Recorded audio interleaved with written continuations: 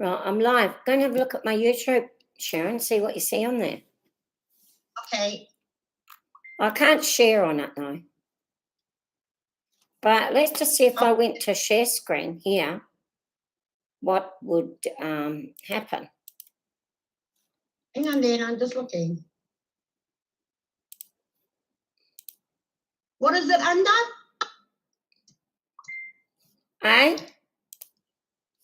Just looking for Kate Floss Live. Is it up there?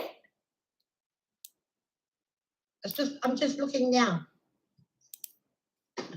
I can see your screen, but not all of it. Oh no, I just put it up. All right, it's up there live.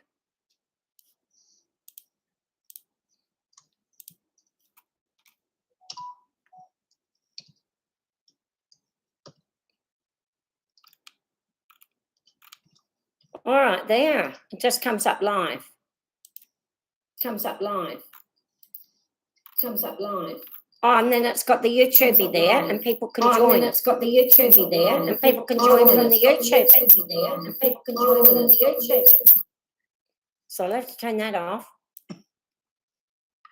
Yep. All right, so that's on there. So if people want to come in, they can join on the YouTube. All right. So right, Kate Floss. I'm going to put on record anyway. And right, we've got a very lot to do today, and a very lot to understand. All right, so I'm going to show everybody. Brent and Jodie's trying to get in. Who's trying to get in? Brent and Jodie.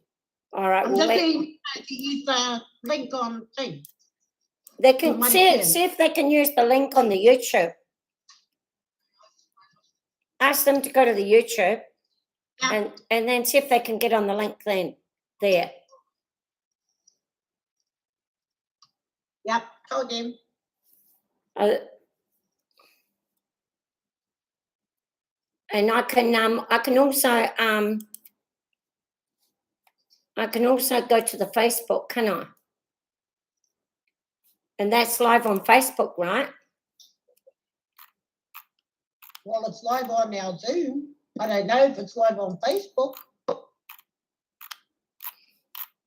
It should go up live on Facebook where I put the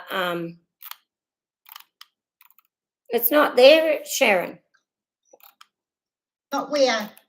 No, I can't see it. I hear it. I'm on now. Here's the meeting. Yeah, I see the meeting.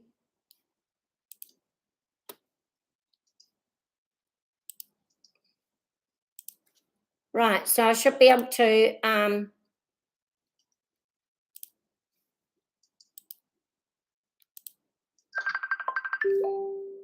Oh, don't call me. Do not call me. there you go. Is that it? Well, it's up on there, yeah.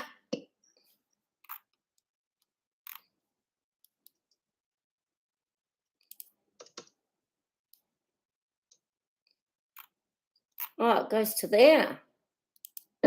That's wrong. Oh, that's to find Is it wrong?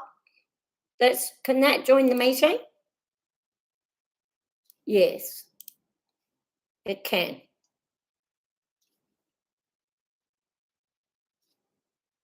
Right, so I've sent that to them. Eh? You're live on Facebook. Can you see me live on Facebook? Are you on the Facebook page, Matt? Or just right Oh, here? sorry, YouTube. You're live on YouTube. Yeah, I'm live on YouTube. Yeah. But am I live on Facebook? Oh, no. Get that. How come I didn't get live on Facebook? Did you put it in? Oh, yes, you are live on Facebook, on YouTube too.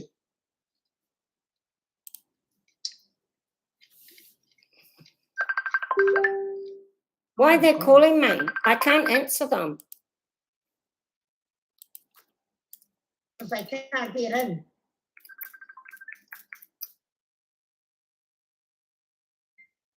How did you two get in?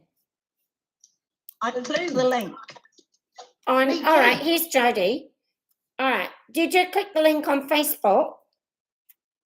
Yeah, Yeah, I so, did. Yeah, yeah, so everyone has just to clicked click the the link. link on Facebook. I think that's Brent that's ringing. Oh, why is he calling? Oh, Don't call. It's not good calling me because I can't I'll let him know. answer.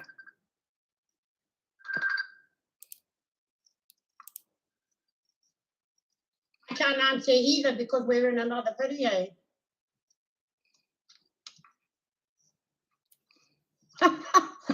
you're like in Star Trek. You're the captain of the thing there, Sharon.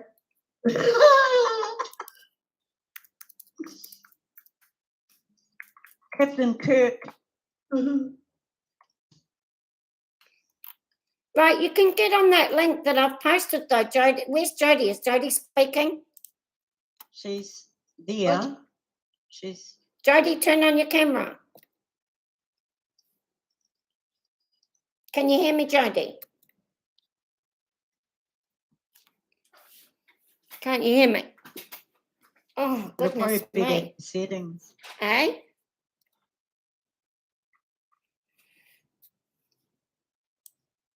Oh, she's on twice. Here we Jody, go. you're on twice. Turn one off. Oh, okay. Now I'm here. You're on 3 times. Right. Well, I couldn't hear you. Right, Why can aren't I seeing myself? you hear me now? Yeah, Oh, Right, Hang on. we've got Jody. We've got right. we've Oh, got I'm on Jody. twice. Turn one off. How Right, do I now, turn one off? is Brent trying to get Please. in or what? sound. Turn the sound off on YouTube or whatever. Who? Hello? Hi, Di. Hi. Right, okay, so is Brent coming on or what? He's lost. Oh, shut up. I don't know how to get rid of one of them. Sharon lost him. Someone go in the Captain Kirk 1688. lost- Find the man. Find him. Oh, hang on. I've got it here. Go and It's on get my Brent. phone. Get Brent. Right. Jody, you've got to turn one off. You've got to, Oh, right. look, I'm such a techie noob. Right. hang on. Okay. Got Now, it. all right. All right. Now we want to get Brent. Where's Brent? He Tur- gave up. Did he? Yeah. Why? Well, I don't know. Get in. I'll tell him to get on. Is that him? That was me talking to Brent. Brent, you silly sod. Uh, Right. Can I call from one of these calls? Right. I'll call him. That's the last. I'm not going to wait for him anymore. If you're going to join, you're going to join. I got me another hedgehog. All right. There's no answer. Hey, Right. So he's dumped Hedgehog. me. Who's got a Fun. hedgehog? Right. So this Jane. is a right. Are we all ready or not? Yeah. yeah. Right. Right. That's it. It's going to be a long video, as you know. There's a lot of things to explain to you. So I'm going to record now. I think I'll Oh, just great. turn that off, and then I'll go to record. All right. Smile for the camera. Hang on. Oh dear. Like I've got out of bed. Yeah.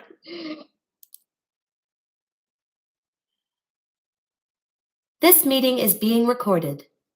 Oh goodness.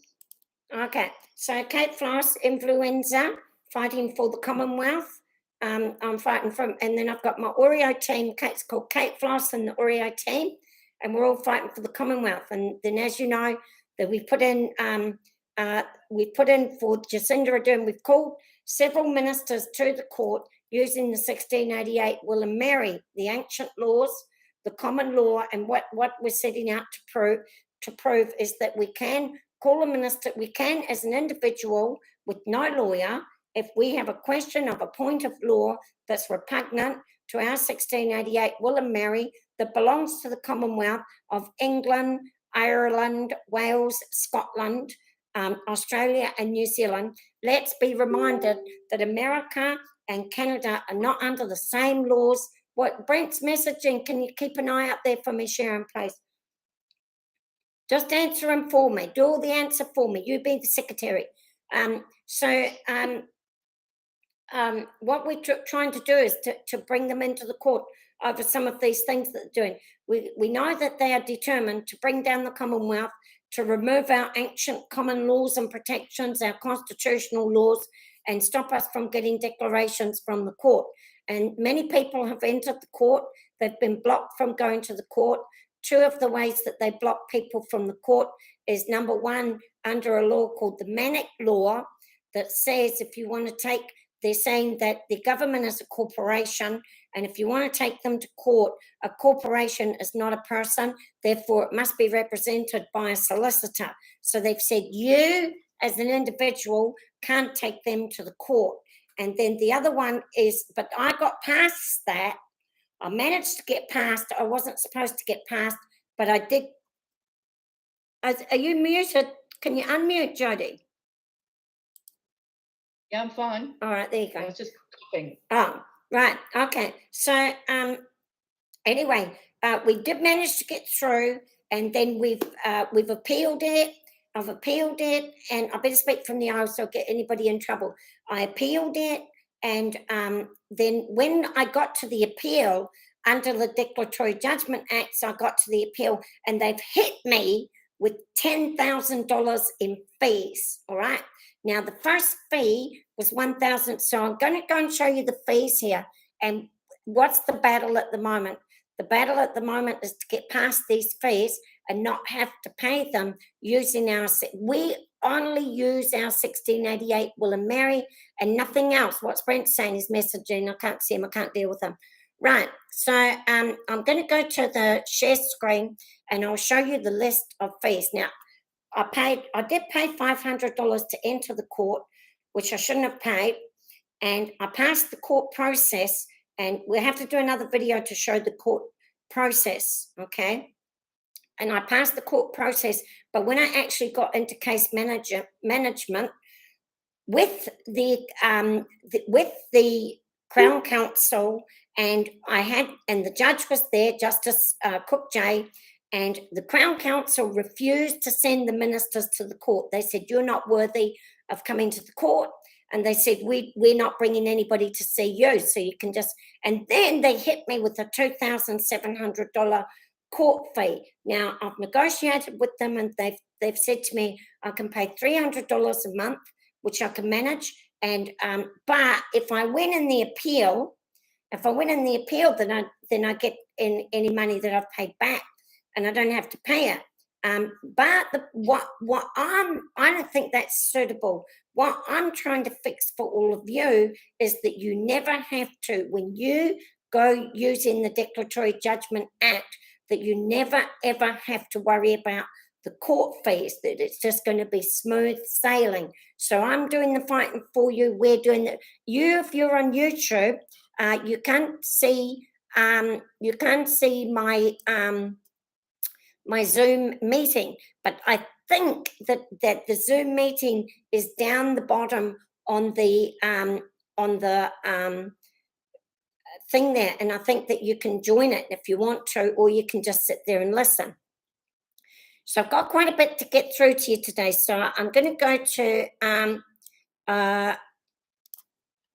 I will actually put up here, just for those people that want to, now where's it gone? Oh, that one's out.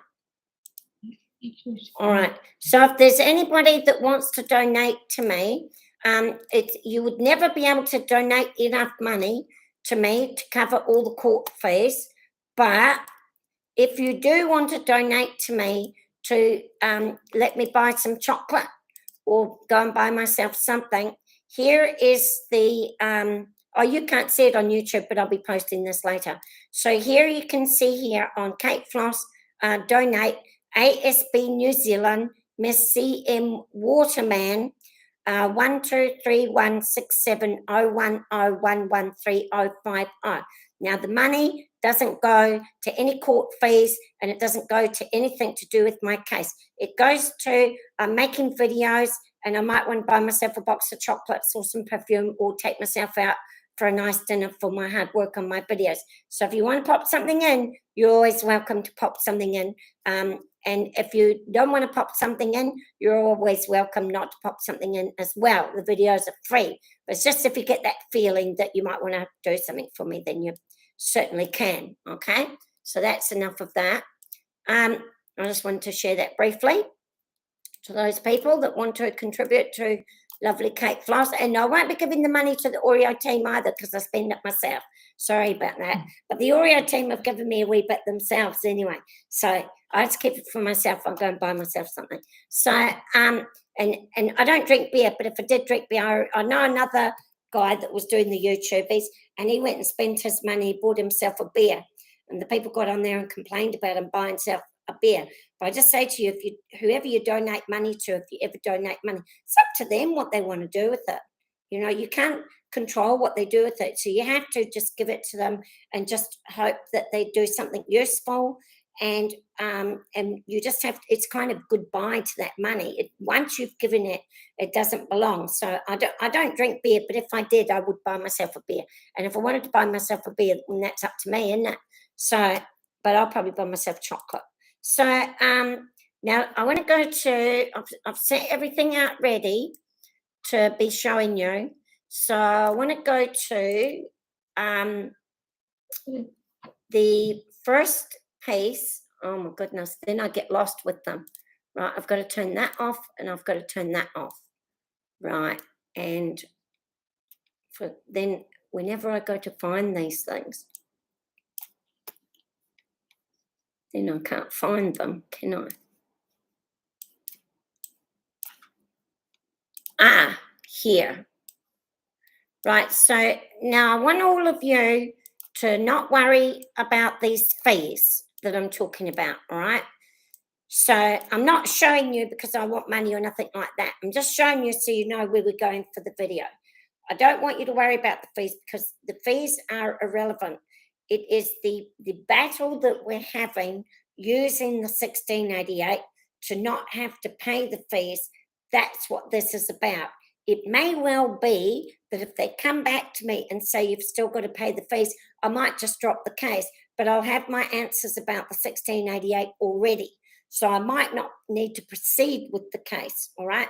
So I don't want you to go getting yourself upset about these fees, but just know that I'll just show you what they are, okay? So now if you're on the YouTube, you can't see, but I'll be posting the up the video anyway.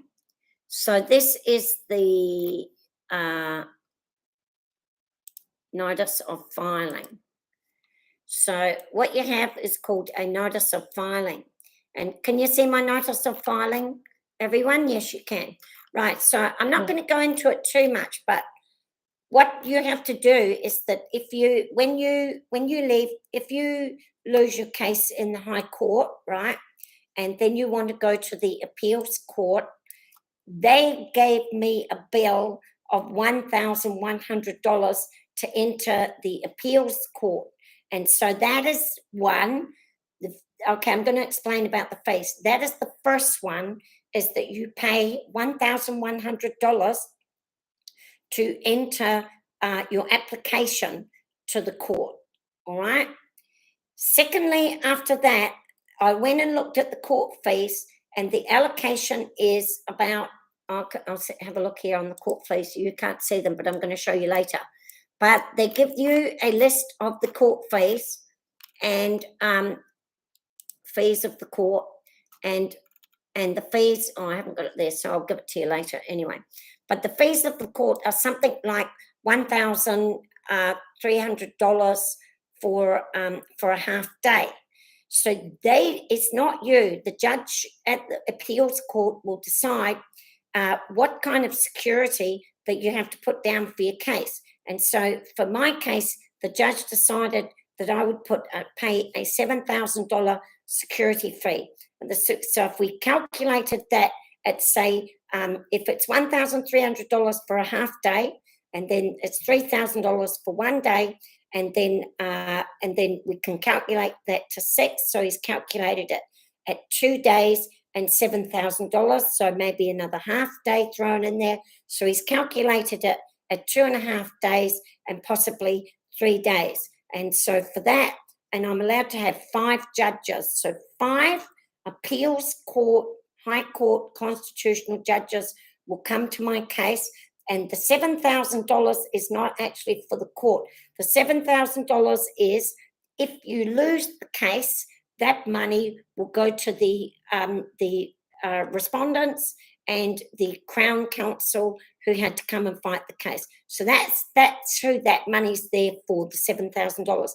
If you don't lose the case, if you win the case, it gets sent back to the High Court, and your $7,000 security fee will be given back to you. Now, I'm going to be getting to that in a minute, because you can ask for deferments, you can ask them for the fee waiver and all of those things, but they have to be done separately. Now, the next one after you get that is called a scheduling fee. And then what you'll see is that you estimate the time. I do, because it's my case. So I estimate the time that I require, which I can have an hour or 2 hours or half day or 1 day or more than 1 day. He's allocated $7,000, but if I choose to only use 2 hours for my case, I can only be billed from that $7,000 for 2 hours. If I choose to have 2 days for my case, then I can be billed from my $7,000. Okay? If I win my case, I don't pay nothing. So what I have to do is a scheduling where I contact the Crown Counsel and I say to them, I want to have this schedule, and this is how much time I think I'm going to give you. This is how much time I think I'm going to give myself. This is how much time I need with each of your respondents. All right. Now for that, that's going to cost $2,700. So, now there, the great thing about my case is that when we were in the high court, so those 3 fees for the appeals court, you have to file a waiver separately for each one of them. Okay, and we've applied for the waiver for the first fee, which is $1,100. Now, the bad thing about the High Court, when I went to the High Court, is that they outright refused to send the respondents, Jacinda Ardern, Christopher Foy, Ashley Boone. The respondents are not criminals. They're only coming in to answer a question of law, which I'm asking them about, which I've talked about in other videos, but not talk about today. But anyway, in that first High Court, they absolutely refused to come. But it was in the appeals court, when we went to the appeals court, that the appeal court judge has said, I better not put it up there, because sometimes that bit there, I better not put it up. But they have sent me the acknowledgement that the 4 respondents will come. So regardless of what happens, if I want to call those 4 to the court, they're coming. They've set the date, and I've got until the 21st of September to call them and tell them when I wish them to come. See, I'm in the driver's seat. They're not in the driver's seat anymore. When we were back in the High Court, they thought that they were in the driver's seat. But the appeals court judges said, no, Kate Floss is in the driver's seat, and you need to be listening to what she wants you to do in her case. So this is the power that they have. This is the way that they've been using the courts against all of you lovely common law people, is what somebody from the government goes down to the police station, they file a case against you, the police take that to the court and ask the court for service papers. All right, the court will give the service papers, they send them to you. Now when that happens, they're already in the driving seat. You're not in the driving seat. and you're not allowed to turn them down. You're not allowed to say, no, I'm not coming under the common law. No, I don't reckon. You're not even allowed to, because they will send you a letter. I'll tell you about the letter in a minute. So they're in the driving seat, and it doesn't matter how hard you kick, scream, petty tantrum, call out your common law, call out your Maori law. It doesn't matter what you say. You're never going to be in that driving seat. Never. You're always going to be in the back seat, being driven around and told what to do. So in our case, it's different, because I went to the court using the 1688 Will and Mary, and I put myself directly in the driving seat. And I got the service papers myself, and I told the court what my point of law is that I'm not happy about. And the court said, yes, we agree that you've got an issue here. And the court gave me service papers. And it was me, not the court. It was me, actually me and Maxine. It was me and Maxine and Sharon, actually, the three of us. Me, Maxine and Sharon were the ones that posted those service papers, and we were responsible because we were in the driver's seat. Now, if I didn't post the service papers, there'd be no case today. So we're still in the driver's seat. We posted the service papers, and then after we posted the service papers, we got notice back. Well, they were supposed to contact us, and they said to us, we'll be in contact with you. And they never got, they just never got in contact with us, actually, come to think of it. So we turned up at the court, and we had no schedule. There was no schedule of time, because they had just outright said, in this case, was very funny, because I was in the driver's seat and they were having a patty tantrum, kicking their legs and screaming and saying, we don't recognise you, we don't recognise your law, your constitutional law, and we're not coming to meet you, and we will defy this court order. And that's exactly what they did. And then, unfortunately for me, I don't really quite understand why. Cook J struck my case out, and I never even got to argue my points of law. However, I sent that to the appeal court, and the appeal court said, no, I'm sorry, but you're not in the driver's seat this time. This is not someone that you've sent the police to go, and we haven't served her. She has served you. And so you are in the back seat and she's in the driving seat. And Kate Floss has asked you to come to the court, and you must come to the court because the court themselves sent the service papers, right? So I'm still in the driver's seat. And then the court has this is what happens to you. When you say to the court, I'm not coming, I don't recognise your law, the court then says, if you don't need to come, but we're going to carry on without you.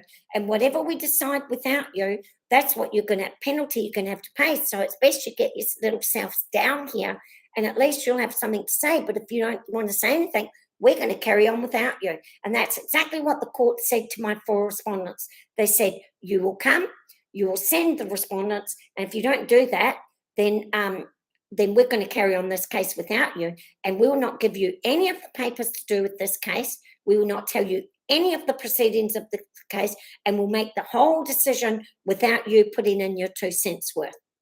And so 10 days later, we got the Crown, sent us the letter and said, yes, we're coming to the court. All right. So then they wanted to charge me. So now we got past that step. All right. So now we got to the step of the $1,100, and we wanted to apply for the fee waiver. Now, how do we apply for the fee waiver? So I wanted to show you the laws where we're going to our fee waiver. Okay. So now I know that on YouTube, you can't see them, but if anybody on there, you're not able to, are you? You know what I think? Okay. What I'm going to do is, what I think I can do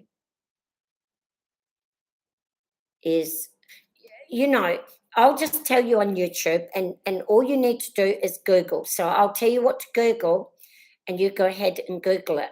All right. So this is what the first thing, and then I'll try and post up links later. All right. So the first thing I'm going to be looking at is the 1688 Will and Mary. So all you have to type in is 1688 Will and Mary UK, and then 1688 Bill of Rights New Zealand. Now I use the New Zealand one because it's easier to read, but in an actual fact, our proper common law is not called a Bill of Rights. It's called a will. And it's a will that was left to us by our ancient ancestors. And it said that our people will never be ruled over by they'll govern themselves, is what it says. So it's actually a will. But they've changed it of late to be called a Bill of Rights. But in fact, it was never supposed to be called that. When I talk about it in the court, I talk about it as if it is the Will and Mary, and I usually don't use Bill of Rights. But so we're going to go to the 1688. Oh, hang on, I have to stop that. So we've got the 1688, and then this is in the UK. It's called the 1688 Will and Mary. All right. And then can everybody see? Oh.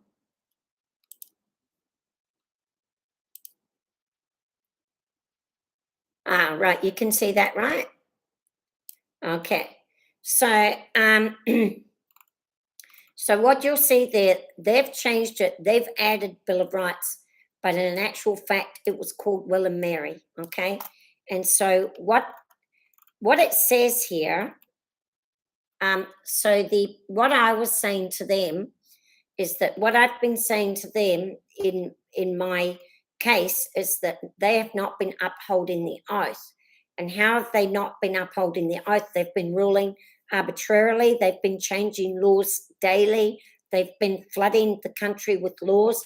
They've been attempting to remove us from the Queen and make us a republic and remove our Bills of Rights. And they've been attempting to put us under the United Nations, is what they've been attempting to do. So if you go to the, I'll show you, this is the UK, and this applies to the UK, Scotland, Ireland, New Zealand, Australia. Only our 5 Commonwealth, some countries are signed up to it and some are not, but our Commonwealth countries all are, and we are all subjects. Now, it does say in there that the subjects' liberties are to be allowed, and that we are permitted. I'll go to the, they are exactly the same. For this particular case so I've got the case that is my original statement of claim, but I'm not going to be talking about that today. The case that I'm actually talking about today, crocheting around New Zealand. All right, some people are coming into my YouTube. So if you want to place a question on my YouTube, I can see you, and you can just post a question and I'll answer you. Okay, so I'm trying to work several screens here. It gets a bit hard, but okay, so the case that I have my original statement of claim, I'm not going to be talking about that today.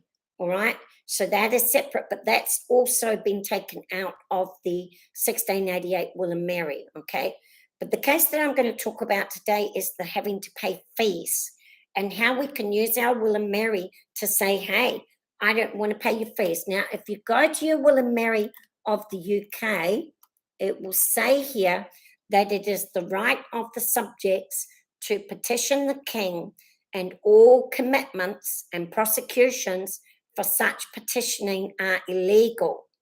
And that, when you look at this word commitment, it says all obligations and all forcing of you to pay money. Whenever you're making a petition using the 1688 Will and Mary, then all commitments of payment of fines or whatever they want you to pay should be null and void and illegal, because it says it right here. So if your statement of claim is anything to do with the 1680, not when if you add a subordinate law, if you add a United Nations law, such as the 1990 Bill of Human Rights, if you use the 1993 Human Rights or the 1990 Bill of Rights, which is not the same as our Will and Mary, if you use those, then you can't use this to get out of your fees. You simply cannot, because the Human Rights Act is to do with workers' rights, and there is a compensation in monetary terms that you're permitted to go and ask the court for in remedy. Whereas the 1688, we're only going to ask the court about a point of law that we disagree with, such as forcing us into lockdowns, which is a forfeiture of person without conviction, or forcing us not to speak about something that is violation of your freedom of speech, forcing us to have injections of substances that we don't want to have. That's a cruel and unusual punishment. All of these things come under the 1688. But if you go and use that 1990 human rights, you won't be able to ask for a sidetrack of your fees. So I'm going to go now to the 1688 Bill of Rights of the New Zealand legislation. Now, it's exactly the same. It is exactly the same, except it doesn't say Will and Mary. Now, when I use it, when I go to the court, I use the words Will and Mary, but they are exactly the same, and it comes under the Imperial Laws Act, and I just used the New Zealand Bill of Rights 1688 because it's easier to read. So that you can go down here, and so you can click on, just shared your link. Thank you, Crocheting Around New Zealand. Yeah, and if you're able to post up on your thing there, like I think I can actually post it here. Let me see if I can post it. So here is the, I think I can, actually.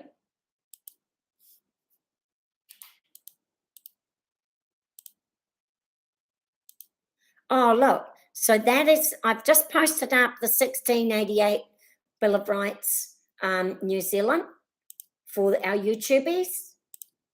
And then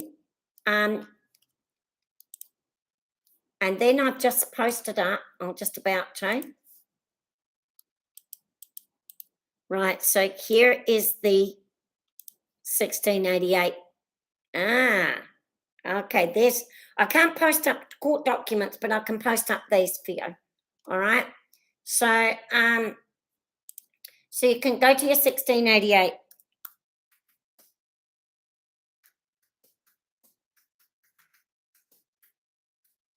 To get through this as fast as I can for you. Sometimes it's hard to get through these things, but just do your best. All right, we're going to try and make this a 1 hour. So, all right. So on the 1688 Bill of Rights, the way that it says the subject's rights now, it says that it is the right of the subjects to, all right, I'll put it up like that. So it is the right of the subjects to petition the king, and all commitments and prosecutions for such petitioning are illegal.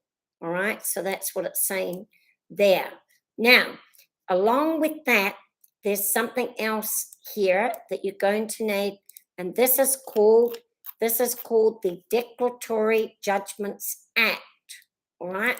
Now, the declaratory, this is an Edwardian law of King Edward VII, and this is in our legislation. So here's King Edward VII. So this is called, oh, the rats are here again. Oh no, get out, the rats. Oh, okay. So this is called the Declaratory Judgment Act. Okay. And then you've also got, so this is the one, this is the one from the King Edward VII. And you'll see here it's called Declaratory Judgments Act 1908. and you'll see it. It's called the Declaratory Judgments Act. And you'll see here that it says a person, where any person has done or desires to do any act, the validity, legality, or effect of which depends on the construction or validity of any statute or any regulation made by the governor in council under statutory authority, or any bylaw made by a local authority, or any deed, any will or document of title, or any agreement made or evidence by writing, or any memorandum or any article of association of any company or any body corporate or any instrument prescribing the powers of any company or any body corporate, where any person claims to have acquired any right under any such statute, regulation, bylaw, deed, will, document of title, agreement, memorandum, article, or instrument, or to be in any other manner interested in the construction or the validity of thereof. So it's saying there doesn't even need to be a problem with the law. You only need to have, as a person, a question about that law and why they made that law, and if it is repugnant to your 1688 will and Mary. If you think that that memo, now this can be a memo from a government website, it can be an article from a newspaper that the government has made an announcement about. It doesn't even have to be a law. It can be any piece of paper where they have written on that piece of paper as a government official that if it's repugnant to your 1688 will and Mary, then, and you don't even have to be wrong. You only need to be interested in that law. You're permitted at that time to go to the court. And they've been telling us that we're not permitted. So I'm here to try to prove them wrong. That's what I'm trying to do. So then it says, any of those things where any person is interested, only interested in the construction or validity thereof, such person may apply to the Supreme Court by an originating summons returnable in the said court for a declaratory order determining any question as to the construction or validity of such statute, regulation, bylaw, deed, will, document of title, agreement, memorandum, article, or instrument, or any part thereof. So that you've got this here document here that is saying to you, now, as I've said to you before, this is no good to you if you're using, now, I'm going to show you the difference in a minute. We're going to go and look at some UK laws, and I'm going to show you the difference in a minute, that when you use the 1990 New Zealand Bill of Rights, Australia's got a 1990 Bill of Rights, UK's got a 1990 Bill of Rights, Scotland, all our Commonwealth countries use exactly the same laws. So if we've got it, you've got it. And if you've got it, we've got it. And this is why we have to keep our Commonwealth sorted out, because they make the law in New Zealand, and over in the other 4 countries, you're not watching while they make the law in New Zealand. And then they institute it and proacclimate it in New Zealand. And once it's all done and dusted, then they send it to your 4 countries. They do that once or twice in New Zealand. Then they hop over to the UK. They make the law in the UK. They have a case in the UK.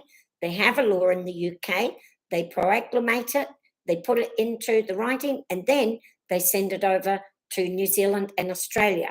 So that's how our countries are creating these laws that are getting us all entwined into this United Nations, because they're moving between countries. They do one in New Zealand, then they do one in Australia, then they do one in England, then they do one in Scotland, then they do one in Ireland. So we've got to keep an eye on each other in the Commonwealth and start looking at what's going on. So Now, where am I going here?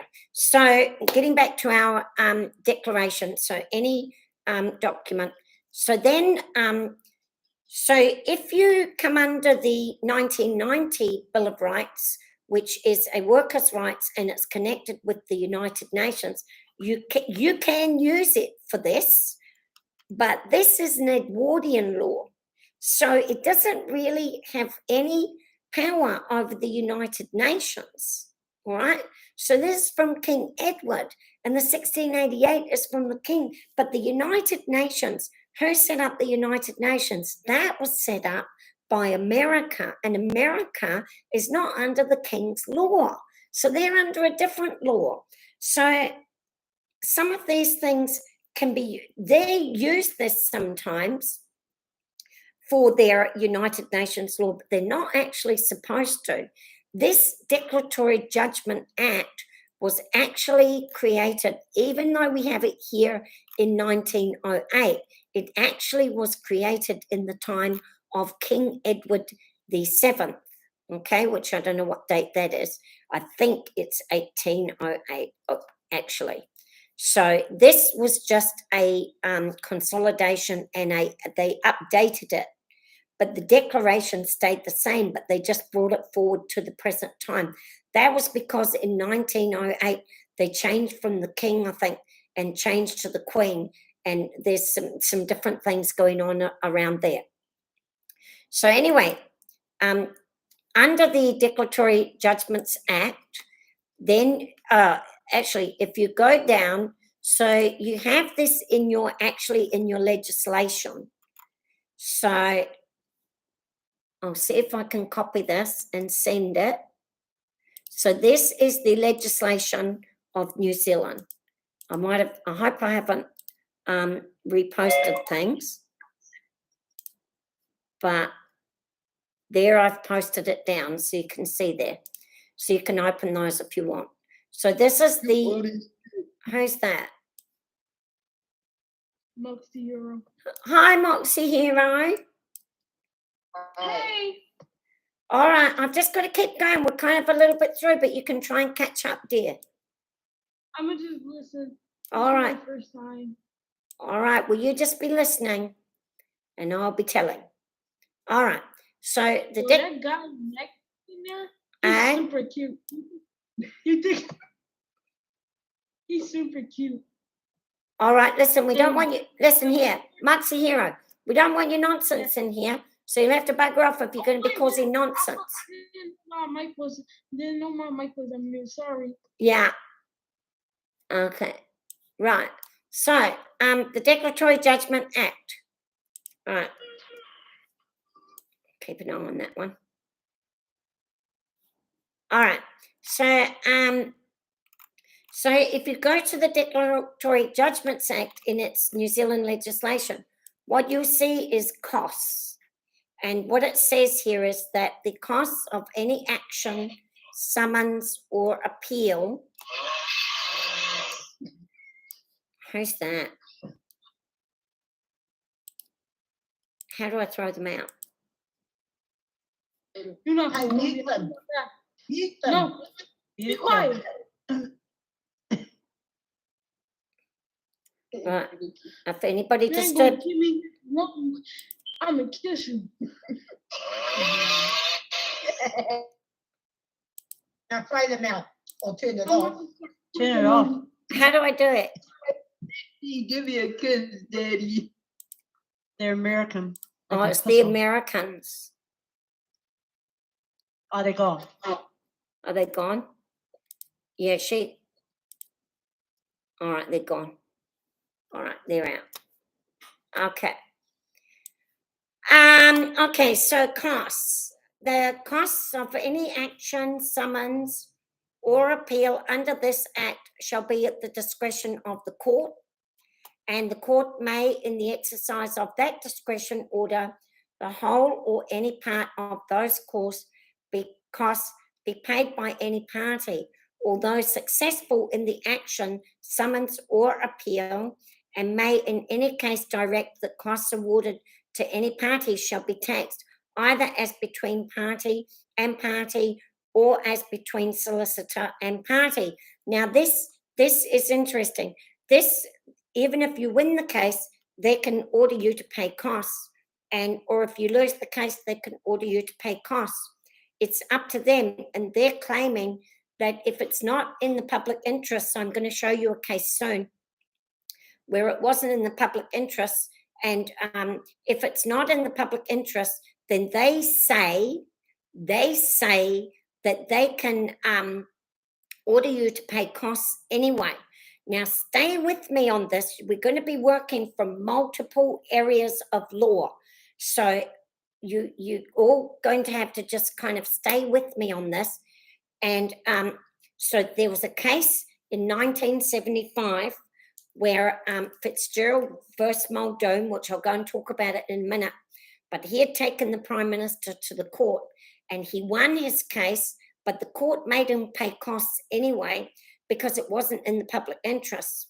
And when I'll get to showing you in a minute that I've challenged that, I'm saying to them that it was illegal what they did to him. And this is going to be a landmark case already. Only on the $1,100 is going to be a landmark case because I have challenged them and I said that they wrongly forced him to pay.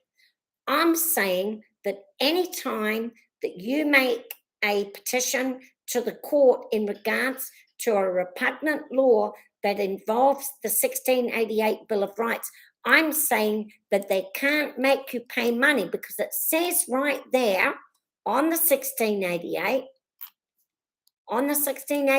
it says it, that it is the right of the subjects to petition the king. Now, before you can, the courts, every single judge, every single parliamentarian, every single governor general has their position rested on the oath. So their oath of office, they have to make an oath of office, and before they make the oath of office, okay, and it says here, for frequent parliaments of all grievances and for the amending, strengthening and preserving the laws, parliaments ought to be held frequently. And they do claim, which is us, we, the people, they do claim, demand and insist upon all and singular the premises as their undoubted rights and liberties, and that no declarations, no judgments, no doings, no proceedings to the prejudice of the people in any of the said premises ought in any wise be drawn hereafter into consequence or example, to which we demand of their right. They are particularly encouraged by declaration of His Highness the Prince of Orange as being the only means for obtaining a full redress and remedy therein. What does this mean? That means when you see a point of law, you go to your Declaratory Judgment Act and you go to Section 3, and when you see a point of law in any regulation, statute, bylaw, deed, will, document of title, agreement, memorandum, article, instrument, or if you're only even interested in a law and the construction of such law, all right, then you are permitted to go to the court, and the only means for you to have that law correctly questioned that will be binding in law is to go to the court and ask for a declaration. So if you have a question about a law, and you write a letter to the Parliament, so you have a law and you have a question to the Parliament about that law. It doesn't need to be that it is a proper law or that it is right or wrong. There is no right or wrong. You have a question about that law because you need to use that law for some reason or another. If you write a letter to the Parliament, a letter of petition to the Parliament, The Parliament can look at your letter and they can send your letter back if they want to, or they don't have to if they don't want to. They can send you a letter back and they can tell you that you're wrong, or they can send you a letter back and they can tell you that you're right. But the letter that you've got, you might as well go and wipe your backside with it for all the good it will do you.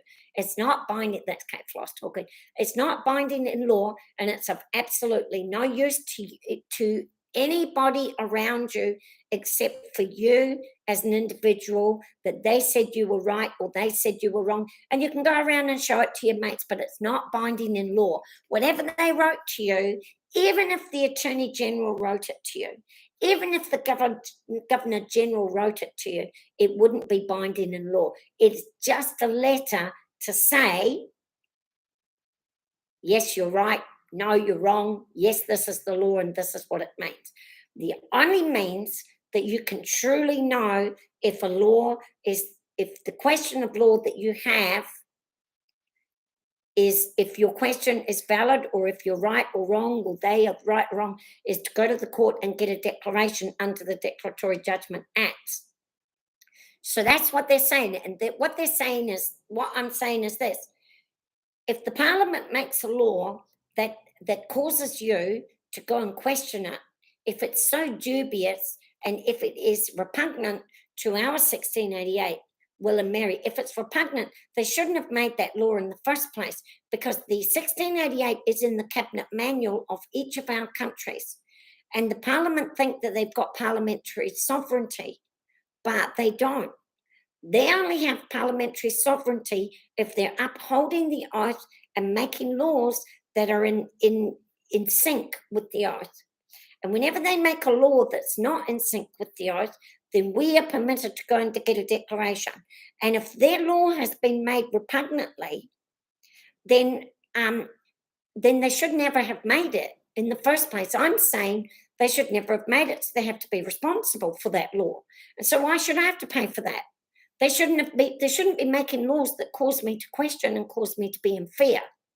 So they're making many laws to cause us to be in fear, and they're not supposed to do that. So, so that I said, so that you see here, can you see my screen, everyone?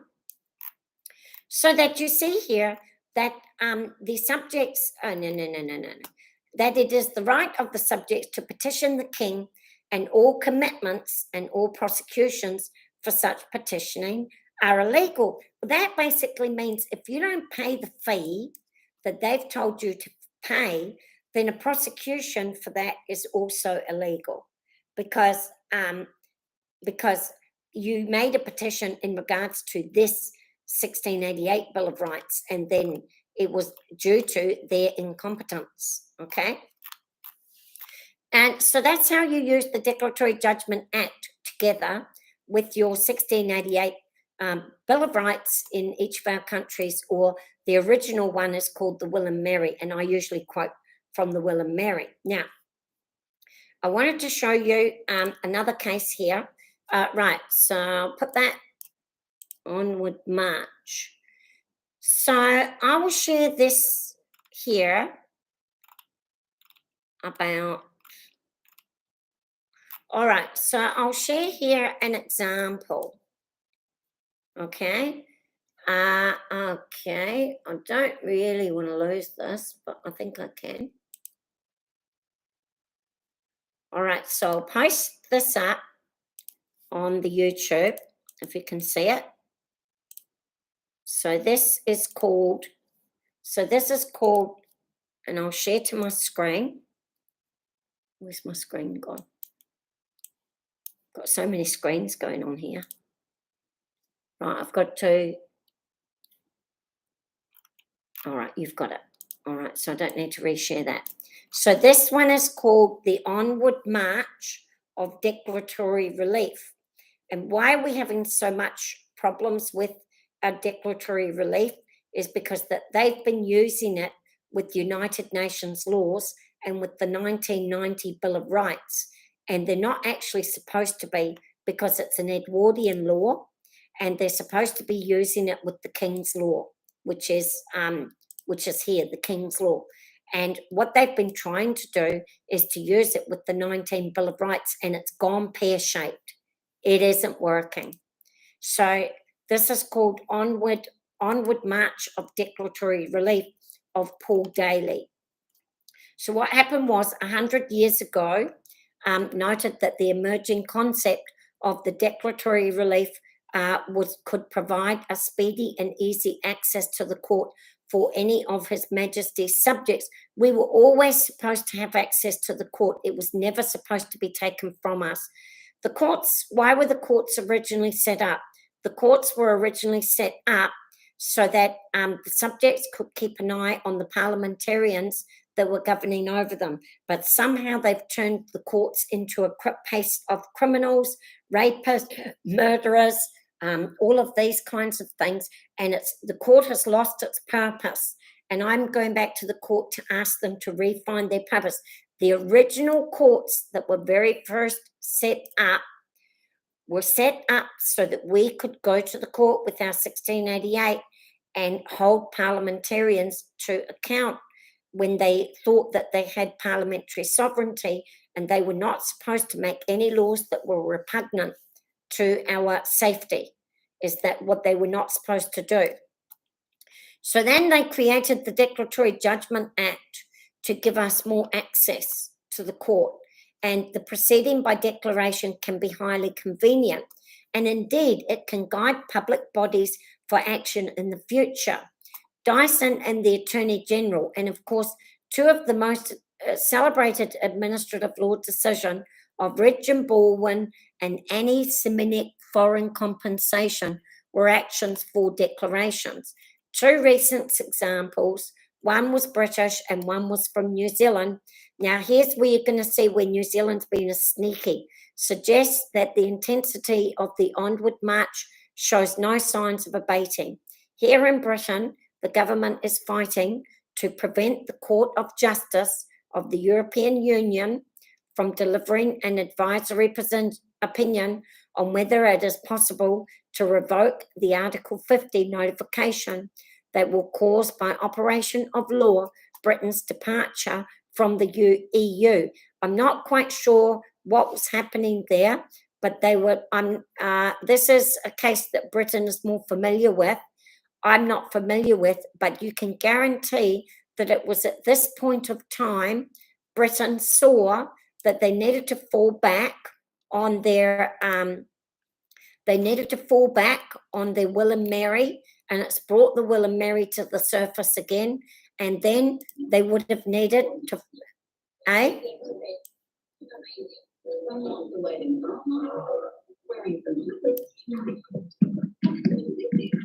Oh, Brent, just turn off your sound and then you can listen. Oh, sorry.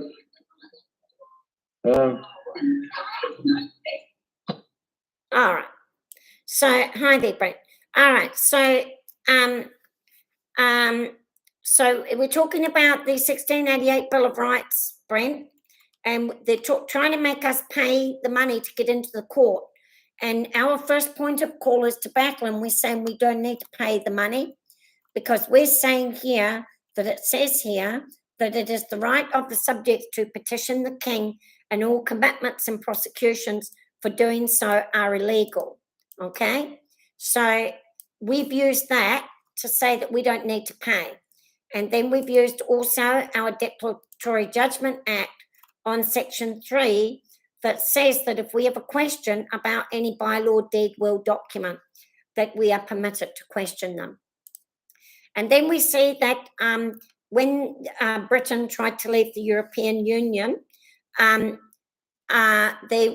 was a question about Article 50, Notice 50, and they had used their Bill of Rights 1688, and they had used the Declaratory Judgment Act Section 3, and this has brought it all back again. And now my case is also going to it's all going to come to the forefront, which is what we wanted. So it really doesn't matter if we win. What we wanted to do was to get everybody's attention on our true common laws and get everybody's attention away from the subordinate 1990 Bill of Rights, which is not our true common law from God, our constitutional law. So they used it in Britain. Now, it followed also that there would be no interference with parliamentary privilege, because the use to which the declaration would be put would be entirely a matter for the Parliament. And Lord Drummond put it, the courts would simply be making a statement of existing law, well within the usual constitutional function. Oh, hang on. I'll have to go back a bit. I think I will read this. I wasn't going to, but I will. The underlying issue arises from the decision of the Inner House exiting the European Union.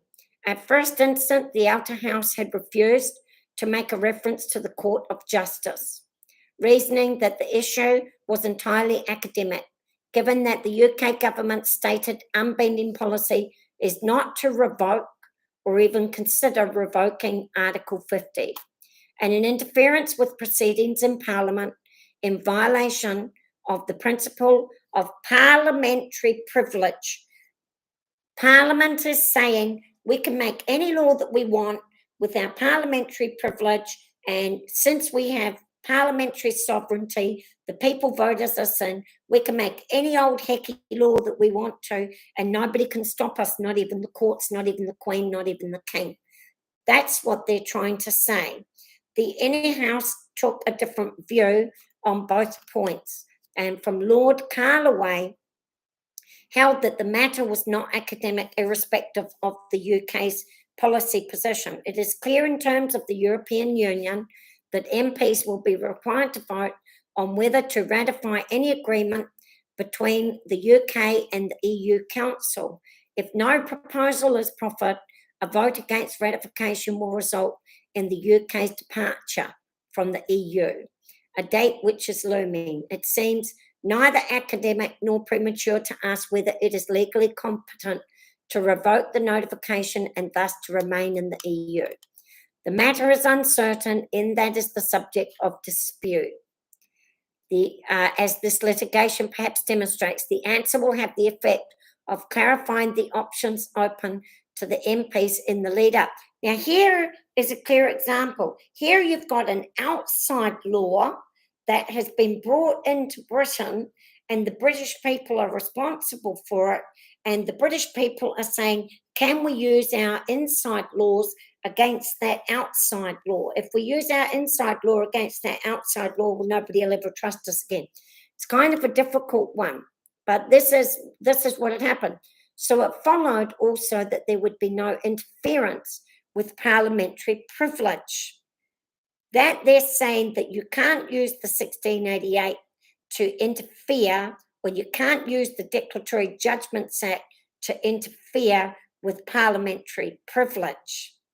So that's a little bit conflicting, because the Declaratory Judgment Act says if any law is repugnant to you, you can go to the court and get a declaration against that law. But parliamentary privilege is saying, well, no, you can't do that, because if we make a promise with outside people and we don't uphold it, then we'll have many problems with the international. It's kind of, I don't really know. I don't know. This is not for me to decide. This is for the courts and the judges, but I'm just throwing in my spoke in the wheel for the commoner.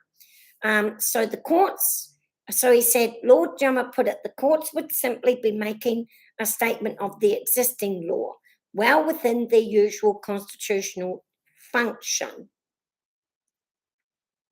So the courts, here the boundaries of declaratory relief are being very broadly drawn, admittedly as a matter of the Scots law only. No facts are in dispute. No rights or interests turn on the resolution of the question, and no legal consequences follow from the issuing of a declaration. This is the thing. When you get a declaration from the court, it really depends if it's only an internal law or if it's an international law and how it affects things. So it depends if the declaration can be useful or not. I'm not quite sure. Were Parliament somehow to direct the UK government to revoke Article 50 and meet resistance on the ground that the notification was irrevocable. The question would no longer be academic, but the inner house, which is inside Parliament, declaratory relief would be appropriate in any event based on the desirability of ensuring that MPs are fully informed of the suite of options at their disposal when voting to ratify an international treaty. So here's what they've said. This is great for us. What they've said is that it's an outside law that we've made commitments to and promises to, but here's our Declaratory Judgment Act of the inside law, and how would that affect the outside law? Because we made the promise, right? But what they've said is, if we get this declaratory judgment in favour of England to get out of the thing that they want to get out of, it wouldn't have to have an effect on the outside law. It would only just be another tool the Parliament could use in combating the outside law that they want to get out of. So it would just really give them permission from Britain to do the thing that they want to do, but it wouldn't get them out of the international obligation completely, but it would get them firm in England, all right? And that's the problem that we've got with this United Nations human rights law and 1990 law, is that this is an international outside law that our countries have made obligations to. However, it's affecting terribly the people that are on the inside, and it's repugnant to us, you see? So we can still go and get a declaration, they said. Now, that's all I'm going to say that, but I'll go down to the New Zealand case. In the New Zealand case, Attorney versus Taylor, at issue here was New Zealand's legislated blanket ban on prisoner voting. It was accepted that the ban is inconsistent with the New Zealand Bill of Rights Act. And in this case, they used the New Zealand Bill of Rights Act, and the only question was whether courts can grant a declaration for the New Zealand Bill of Rights Act, which is not. So here's the New Zealand Bill of Rights Act.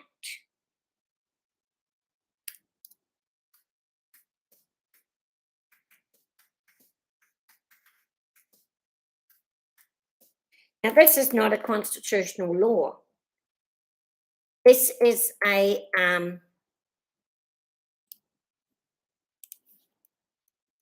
so I've posted that up for the YouTubies. So the Bill of Rights Act is not a constitutional law, and it has, in our Bill of Rights Act, it has justified limitations 3, 4, and 5, and many restrictions on it. But we don't come under this, as I've told you. We come under S28, and S28 says that our other rights and freedoms are not affected by any of the laws in here, just because it's not in here.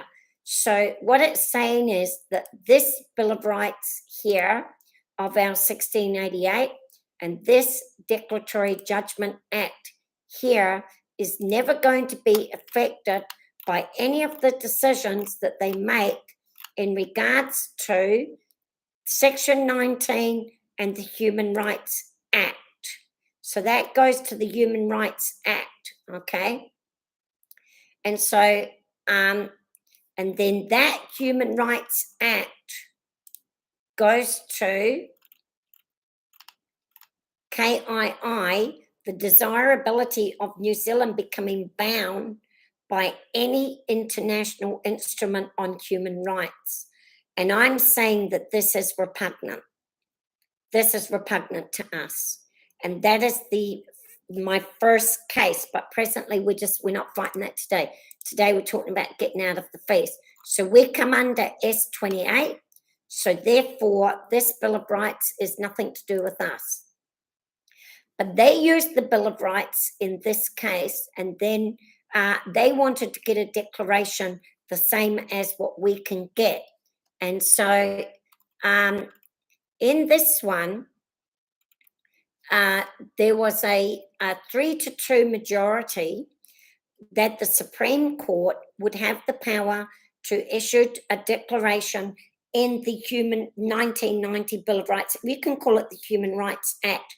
They would be able to issue a declaration, but they said from previous case law deduced a principle that an effective remedy should be available for a breach of the Bill of Rights, and the courts can draw upon the ordinary range of remedies to provide a remedy. So the remedy for them is a payment. The remedy for us is that the law must be changed, and we can order ministers to stand down, and we can order governor generals to stand down, and we can order prime ministers to stand down. But for this one, there is only a monetary remedy, and they might change the law for them, but they can't. It's not significant what they can do with it. The courts can draw upon the far from being in tension with the orthodoxy underpinning the Bill of Rights. The text and purpose of the legislation supported the view that courts could issue declarations of inconsistency. In concurring her judgment, Elias C.J. noted that the statute given the New Zealand courts jurisdiction to grant declaratory relief under the Declaratory Judgments Act provides for binding declarations of right. But regardless of whether consequential relief has been claimed or could be granted, she describes this as part of the inherent jurisdiction of the courts, and people are questioning that, notwithstanding its statutory basis. So she's saying the 1990 is not a statutory legislation, but we can give them a declaration and that will allow them to go and get their remedy. However, to the argument that using a declaration would be entirely academic in a context in which the meaning and effect of the ban on president voting was uncontested, the majority offered a comparatively weak set of reposits. It says that in regards to the disqualification to vote being inconsistent, so if they got the declaration, if you got a declaration under the 1990 or under the Human Rights Act, if you got a declaration, where could you take that? It would not have any effect on the New Zealand Parliament or the New Zealand Court or the New Zealand laws. All it does is facilitates the making of a complaint to the International Covenant on Political Rights at the United Nations. It serves the purpose of marking and upholding the value and importance of the right, and it gives some protection against any attempt to relitigate the question of consistency. These consequences are only symbolic. So if you get a declaration under the New Zealand, under the Human Rights, I'll use the Human Rights Act for want of a better word.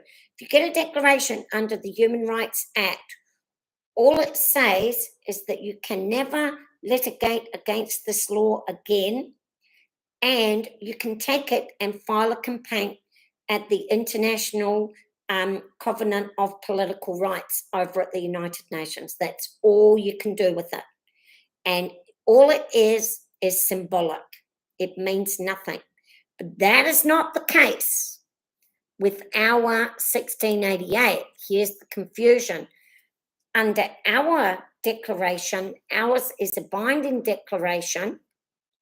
And so I've made my complaint and I have said to them that it is the right of the subjects to petition the king, and all commitments and prosecutions for such petitioning are illegal, right there.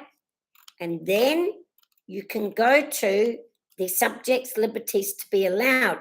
And this is what happens when the court issues you a declaration under this one here. It says that this is your indubitable right, and so it shall be esteemed, allowed, adjudged, deemed, and taken to be, and that all and every the particular aforesaid shall be firmly and strictly held and observed as they are expressed in this said declaration, and all ministers, all officers, all ministers whatsoever shall serve their majesties and their successors for all times to come, which means whatever that law is that is repugnant, it has to be stood down immediately. It ceases to, they have to stand it down, they have to remove it, and they can never, ever, ever make a law like that ever again. So that is the difference, all right? So what they had done over here in the Onward March is that they had used the 1990 together with the declaratory judgment. But what we need to use is the Will and Mary together with the Edwardian, the 7th law here, which is a little bit different to the legislation, okay? It's a tiny little bit different because these are given to us by the kings here. The 1688 Will and Mary is given to us by the king, and the declaratory judgment 1908 is given to us by Edward VII. So that's an Edwardian law. But if you're going to use that 1990 little sneaky, then you're going to use your declaratory judgment, but it isn't going to have the same powers at all. It's merely symbolic. And then they tell you again that it's symbolic. So the declaratory relief thus continues its onward march. It has travelled a long way from Dyson, where it was given in respect of statutory powers to interfere with individuals' rights and interests. The judges in both of these cases have taken an extremely broad view of the circumstance in which a declaration would be appropriate.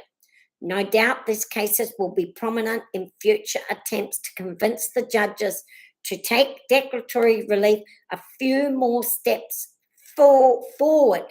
And that's what we've done, because we're asking. So I'll put that away. Right, this is going to be about another half an hour, people. So everybody's left the YouTube, but you're all here. So thank you for sitting. So that is the Dyson. Now, all right, I've already done that, haven't I? Oh.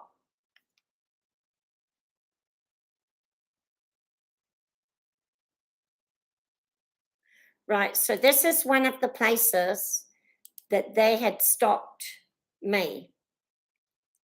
It's interesting underneath it that they've got the word help refugees. So they want us to be rid of these laws because they know it's going to help the refugees a lot, which I'm happy for them, but it isn't going to help us with all the things that the United Nations has said, that they can have houses and jobs and benefits and languages and schools and their own schools. We have to help them build the temples, all of that. That's what helps them. So they've surrounded it around. But this is Dyson versus Attorney General. This was in 1911. And Fletcher Moulton considered the rule allowing a case to be struck out as an abuse of process. Now, we were struck out because of the abuse of process.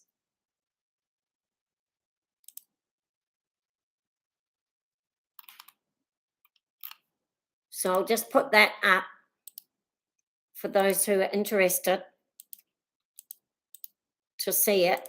So we also, as common law, were struck out because of abuse of process. And what it was is Fletcher Moulton considered the rule allowing a case to be struck out as an abuse of process. And what they're saying is now it is unquestionable that both under the inherent power of the court and also under a specific rule to that effect made under the Judicature Act, the court has a right to stop an action at this stage if it is wantonly brought without the shadow of an excuse, so that to permit the action to go through its ordinary stages up to trial would be to allow the defendant to be vexed under the form of legal process when there could not at any stage be any doubt that the action was baseless. So they have to prove that your cause of action is absolutely, undoubtedly baseless. But he says here, to my mind, it is evident that our judicial system would never permit a plaintiff to be driven from the judgment seat in this way without any court having considered his right to be heard. So they have to consider my right to be heard, which they did not do. Better star that, as Sharon will tell me. Star that, Kate. My right to be heard was removed from me. And they said that I didn't have a cause of action, but I did have a cause of action, and I dispute that. And the judge is the judicial, they're supposed to consider very carefully, having considered the right to be heard, excepting in cases where the cause of action was obviously and almost incontestably bad. I don't think, and then this is what's going to be in my appeal, is that they're going to have to try and show that my case was absolutely incontestably bad, and that there was just no chance that even if I was heard, that there was going to be able to make any rhyme nor reason. But I believe that Section KII is a reasonable dispute, and I have the right to question that, and I believe I have the right to be heard, and I believe that I have the right to have an answer to that question by the court and the Prime Minister. Why have they signed our countries up to be bound to any and every international instrument on human rights? What if they say that it's their right what if they say that it's their right to have $50 million sent to their home country every 3 years to assist their families and assist all of their people? And what if they say that that is their right, which is what they're actually doing, by the way?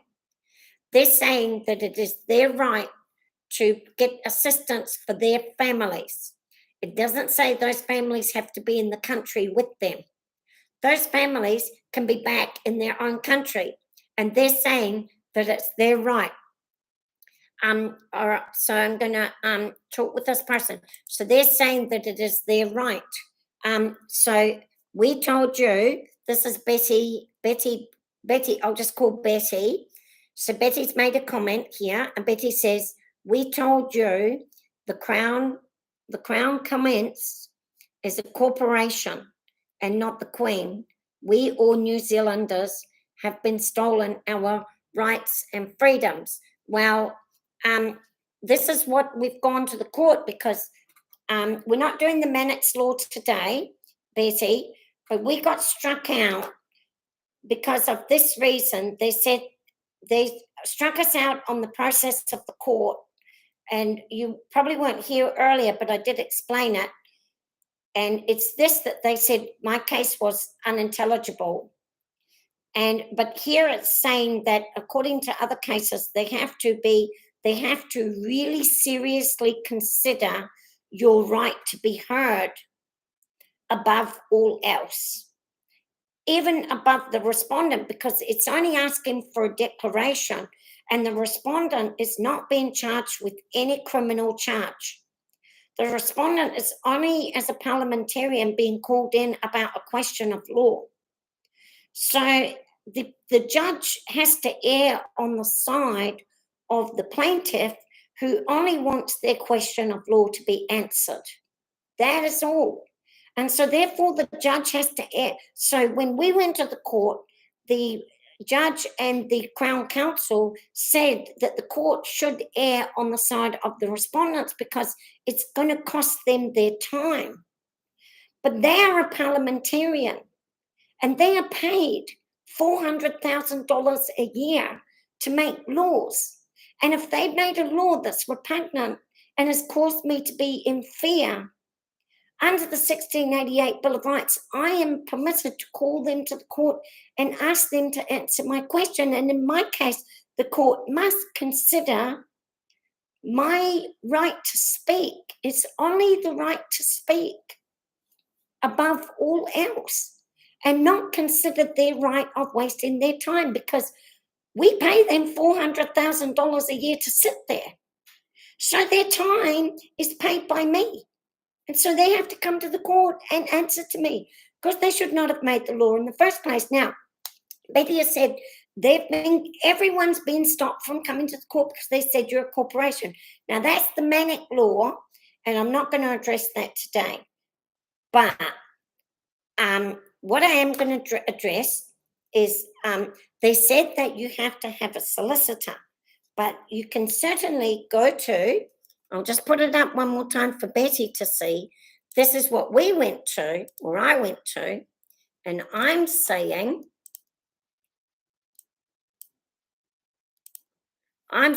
under the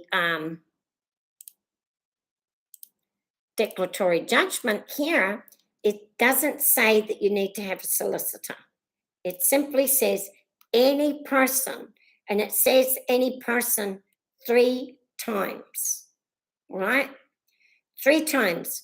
Where it's a corporation, if you're using this 1990 Bill of Rights, this is very, very different, because on this one, you're permitted to apply for remedy, which can be in a monetary form.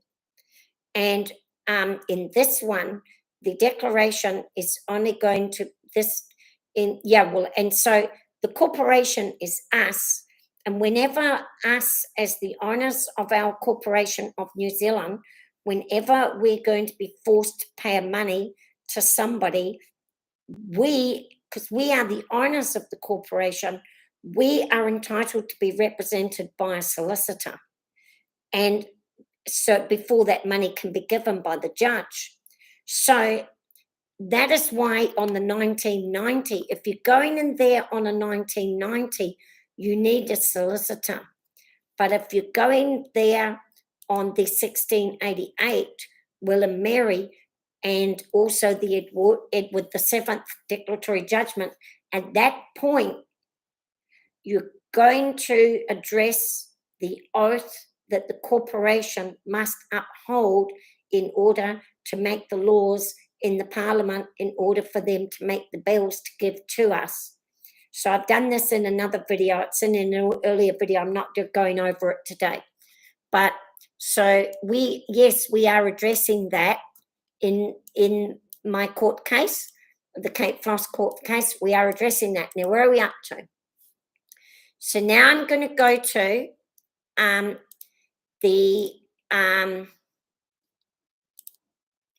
all right, I'm going to go to, now I'm not able to post this bit for you. I'm going to close that, and all right. So where I'm going to go now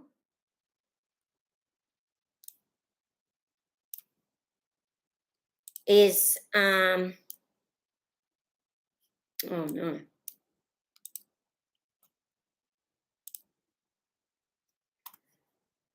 All right, now where's my Zoomie? Can't find you. All right, I just need a wee minute to sort out my screens. Where are you, everyone? There you are. All right, I'll put you over there. Right, I'm going to go to the court document where I'll explain to you. Now, I can't post this. So you can see it on the Zoom. So the Court of Appeal, I had applied to the court for a fee waiver,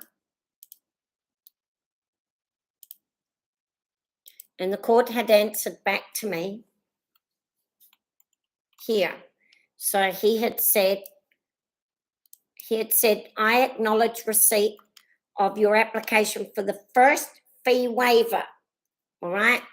And so he had said, under the court regulations, I'll be able to post these up for you in a minute. Court of Appeal. I'll post it for you now, actually. So I'll post this up, and if you're on the YouTube, you can go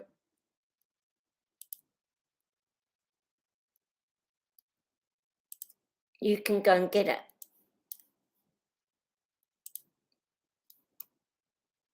So I'll just copy that for you. Now, where's my YouTube? I've lost you now.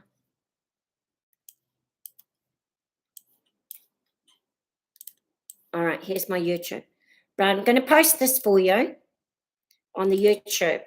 So this is the Court of Appeal fees regulation that you'll have there. So you can go and have a look if you want to. It's all posted up there.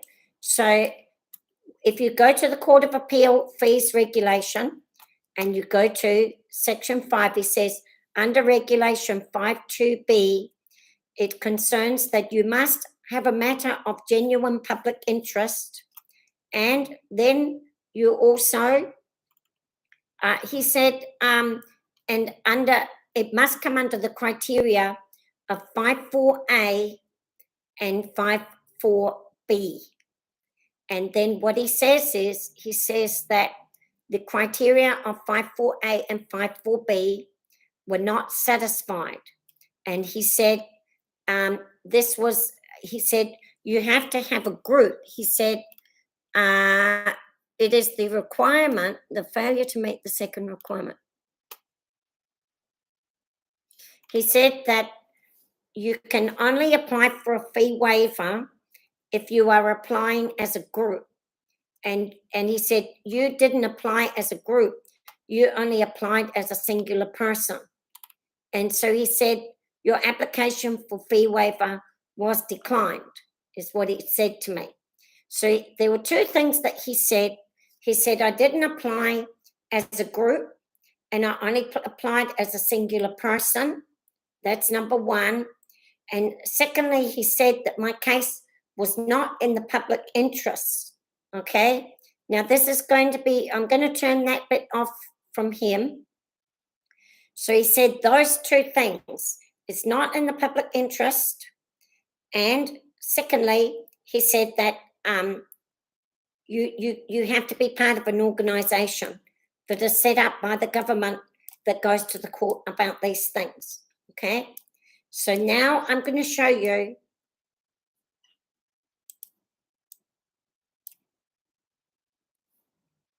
now where did I put it?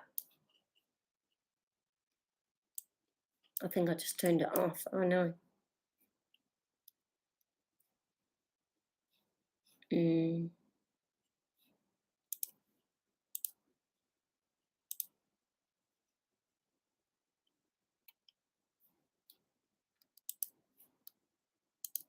I've just got to show this. Oh, here you go. Okay. Right, I've got it. Okay, I'll go to. So I just want to show you this. It's about another half an hour, I hope. Yes, 25 more minutes. So, and then we want to finish it up. So I'll show you this and you can go back and look at it later. Are we still recording?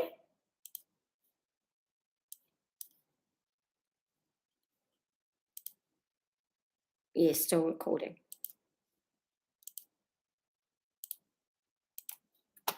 Right, here's the Court of Appeals fees, all right? And then, so in the Court of Appeal fees, and you go to the power to waiver, and then he says he struck us out in the case of 54A, that says, for the purposes of these regulations, which is a fees waiver, a proceeding must concern a matter of public interest. And that is a proceeding that has been or is intended to be commenced to determine a question of law. And then he says that is of significant interest to the public or a substantial section of the public. Now you can go to your 1908 declaratory Judgments Act. And you can see here that it says no such thing. So they have added that on because it says here where any person has done or where any person claims or any one person. So,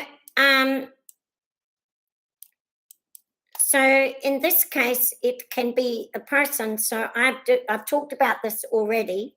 So I've said that he's wrong in that case. And then they've used significant public interest again, okay? Now, I already did a video about that, and I don't really want to talk about it extensively today, but I'll get to the final bit that I really do want to talk about today, and I'll go back to, I'll stop the screen share of that. So he said you need to have significant public interest to get a fee waiver, and he said you need to be an organisation to get a fee waiver. And then in the first court, they said you need to have a solicitor because we're a corporation and we will not let you into the court without a solicitor. So there's those three ways that they're blocking you. So I want to take you now to a case, another case. And so this case was done in 19...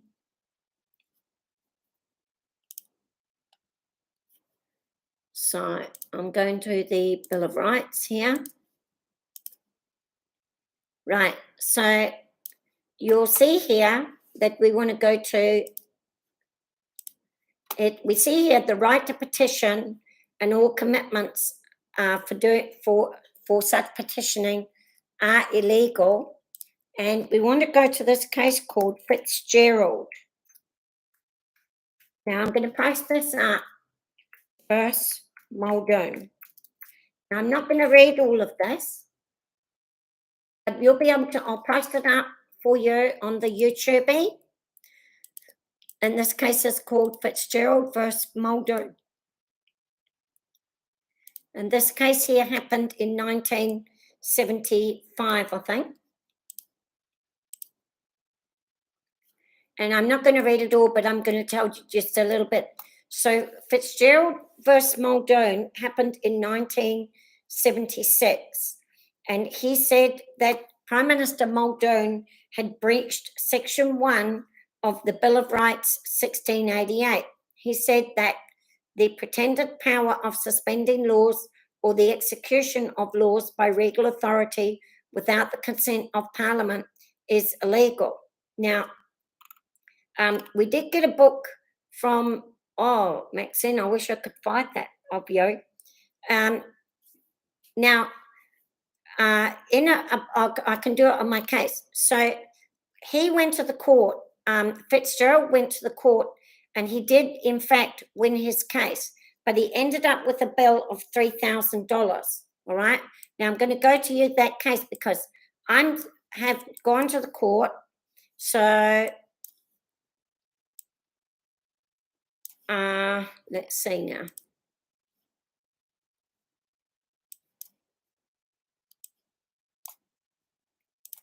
Here, all right. So if you know that Fitzgerald versus Muldoon case, I'm going to share screen.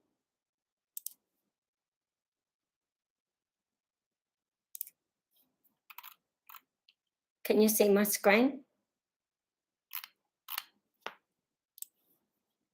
Right, so if you're on the YouTube, you're not going to be able to see what I'm talking about, all right? So I'm going to have to just read it to you. So what had happened is,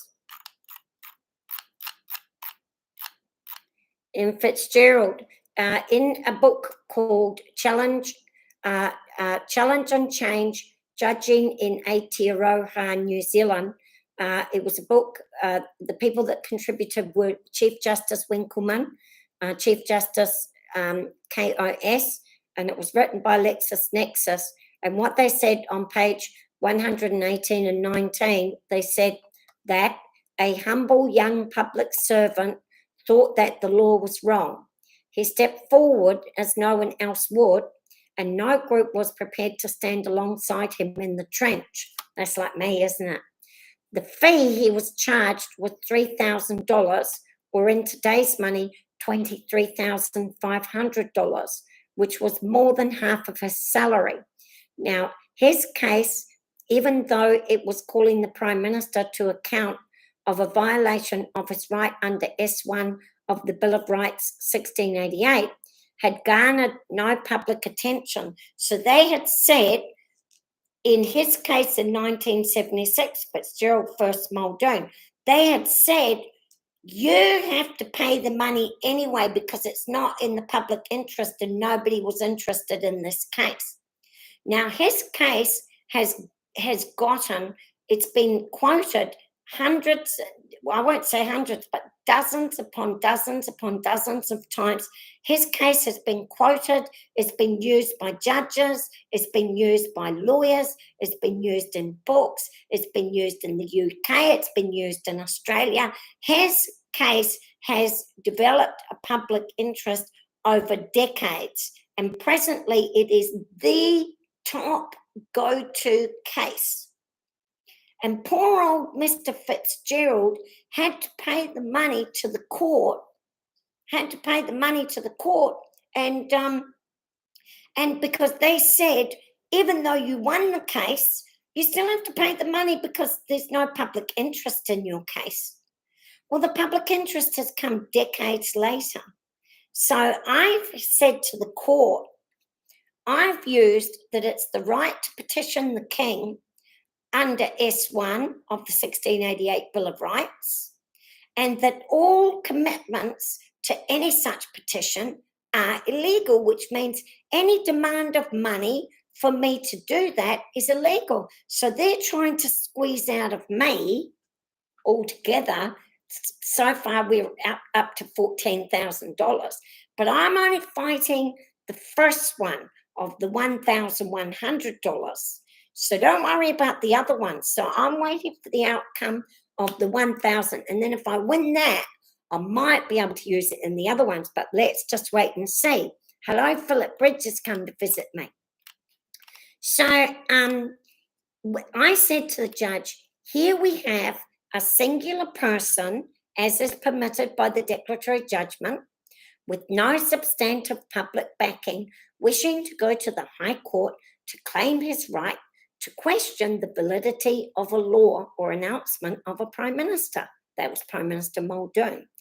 And so I claim that Fitzgerald should never have been charged High Court fees, as under S1 of the 1688 Bill of Rights, right to petition, all commitments to the court or the state are illegal when petitioning for a declaration of right in this 1688 Bill of Rights, Will and Mary.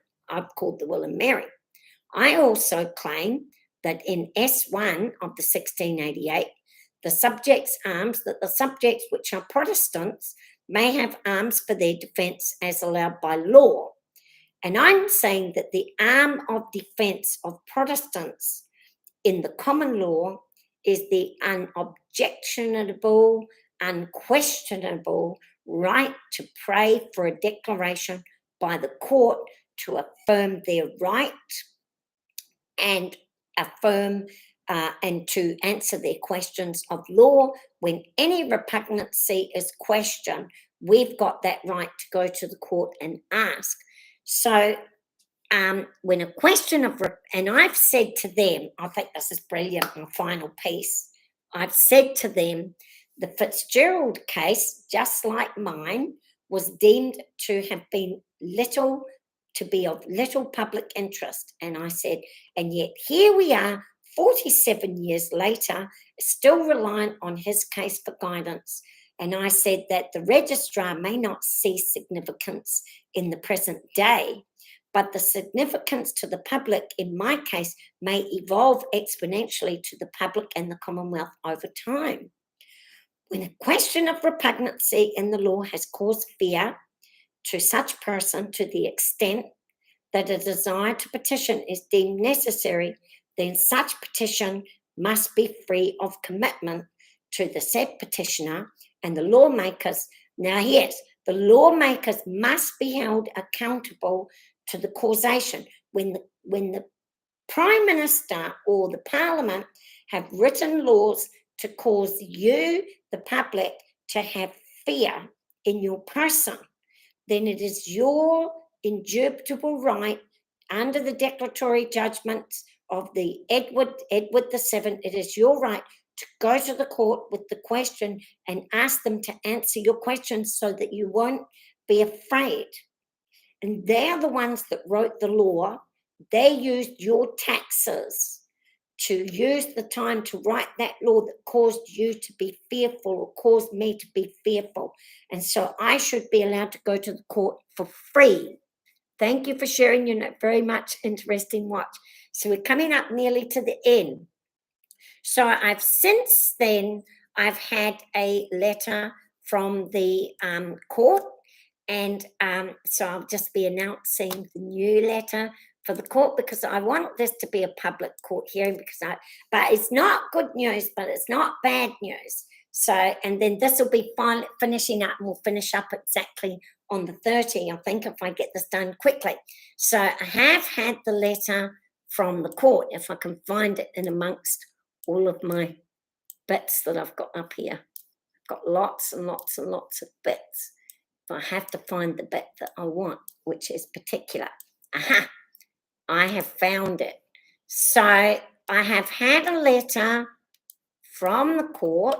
I think I'm allowed to share it because it's just a letter telling me about the fees. So it's nothing to do with the people.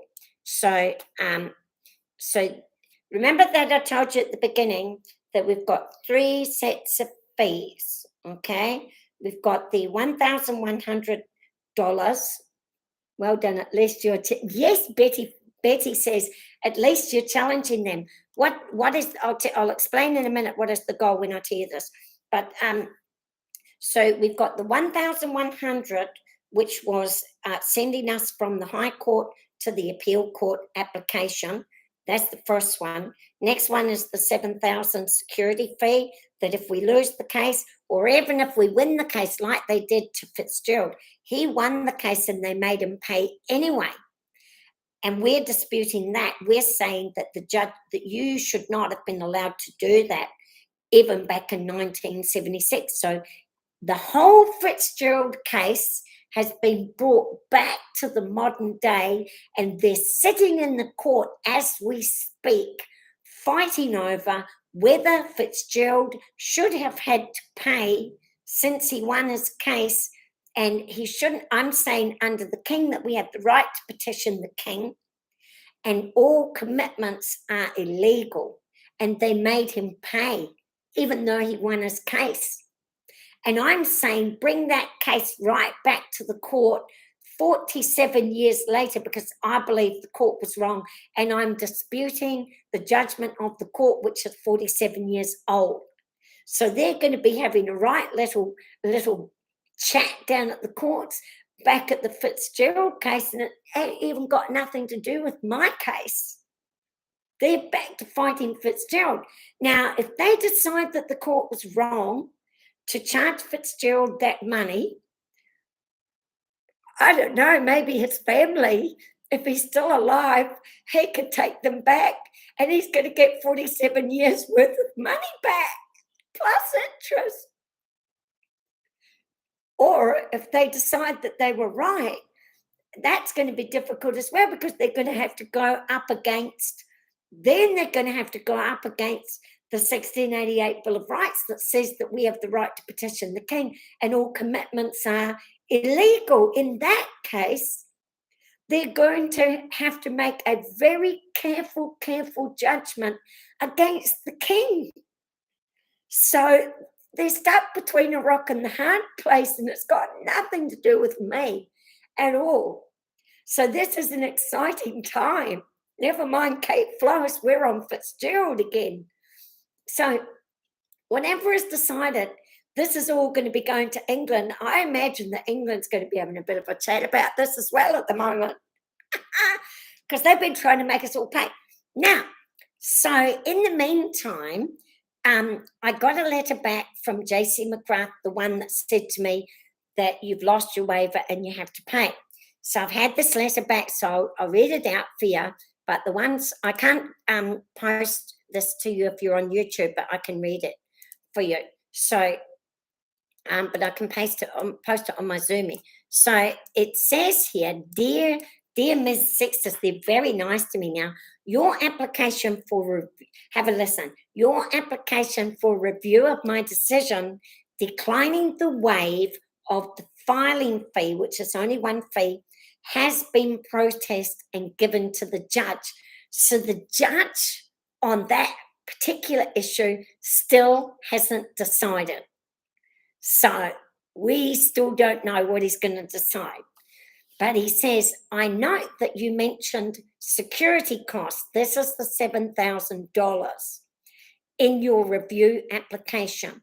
If you wish to apply for security costs to be dispensed with, reduced, or deferred, a separate application should be filed and served pursuant to R35(6) of the Court of Appeal Civil Rules. Now, Maxine is my Morpheus, and so Maxine's my Morpheus, and I usually just flick those over her way. I don't know if she's up for it or not, but if she's up for it, I'll be having Maxine flick over to that Court of Appeal rule. We won't talk about it today, but it is section R35 in bracket 6 of the Court of Appeal Civil Rules 2005, which I've posted up there for you to look at. So we'll have to go and look at what that is. But what the important thing is that he says, these are all the stumbling blocks that you're going to have, but it says that we can apply to either have it, we can apply to have it reduced, which is quite good. We can apply to have it deferred, which is what I'm going to apply for, or we can apply for a separate application, which should be filed and served pursuant. So we can apply for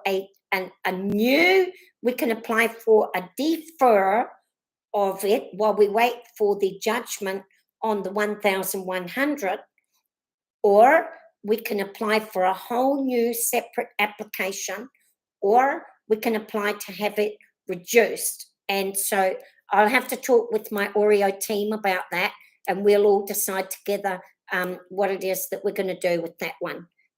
What did Brent say? That's so right. I can't see in there what are your comments. So, but anyway, so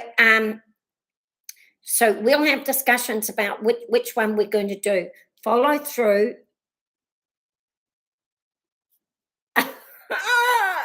Right, so Betty says, all right, I'll talk to Betty in a minute. So that's going to be very exciting about what we're going to do next, because we had the last day, the last day for the application to file about the $7,000 security fee. The last day is tomorrow, I think. So I have since sent him a quick notice, and I think it's the last day is tomorrow. Hang on, I better check. So the last. Now, don't worry if you miss your extension of time, because under the Declaratory Judgment Act, it says that if you haven't filed something in time, it does not stop your case from going through. So you just have to let them know. Oh, thank you, Maxine has sent me the link. But the last day was the 19th of July. So it's the 19th tomorrow. So the last day to make my application. However, I have asked him for a couple of days. I've asked him, you can always send them a note. They're so good down at that appeals court, not like the High Court. They respect your constitutional laws and your indubitable right, because they understand all of that. And so they're very, very, very extremely helpful to me. I've got assistants everywhere I turn. I have an assistant. that helps me. I'm not allowed to ask them about what to do about my case, but any questions about what I need to file or how I need to file something, I just ask them and they just send it to me immediately. Usually, sometimes they send it to me within minutes. And they send it to me, and then I know what to do. And then I've got Maxine, I've got the Oreo team helping me, and we've gone over time. So we're going to have to quickly. I've asked him for a couple of extra days because the last day to file for that deferment of the $7,000 security fee, the last day is tomorrow. Now remember, while we're battling over this money, even if we lose about all of the money, we can drop the case immediately. And the important thing is that we've got them talking about the 1688 down at the appeals court. And they're not even talking about me. They're talking about Fitzgerald Muldoon. And so that's going to cause a whole lot of flurry down there at the moment, all deciding what they're going to do about that case.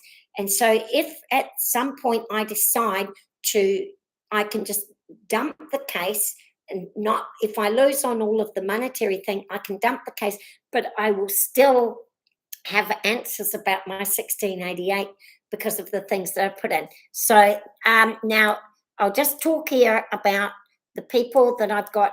I can share screen. I've got this. Now I'll talk to the people that have been talking to me. Kia ora, Kate. Thank you for sharing your knowledge and understanding. That's from the Truth Seeker New Zealand. Thank you very much, Truth Seeker, for acknowledging all our hard work. And don't forget the Oreo team, who all contribute immensely. Oftentimes you don't see us all together, but we're all sitting up well into the night, into the early hours of the morning, and it's the whole team, but you can't see them. Betty says, well done, at least you're challenging them. Yeah, because we weren't supposed to get in the court, but we managed to get our little way in there. I really don't know how, but God was with us on that day, and we got in there. So now she's saying follow through with the Fred Stildard case, and you have rocked them up, laugh out loud. So can we I'm just going to Google that. It's called the Fred Stildard, FRETSTEILDAR,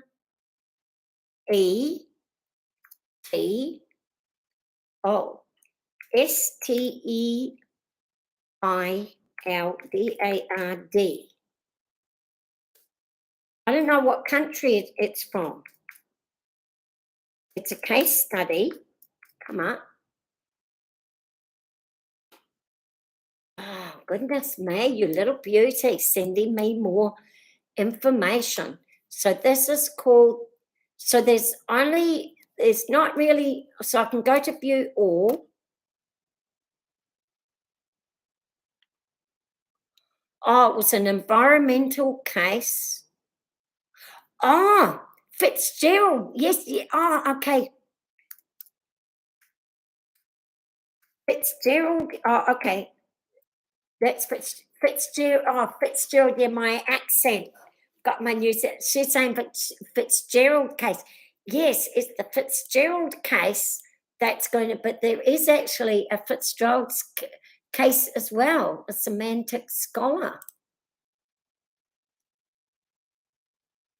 Oh, wow, there is actually a word. Yeah, but he couldn't spell it. But funnily enough, that one that you put there, Betty, the Fred Stildard, there is actually a case. So I don't know what it's about, but I might go and look at it later because it's got lots of stuff and it looks it's not a court case, I don't think. All right, so anyway, where is everybody? So I've got everything starred. And we've got the Fitzgerald case, right? So we're going to be finishing up this video. And has anybody got any questions? You can't spell. Right, open up the floor for anybody with questions on the floor and just come in and say hi. What is it now?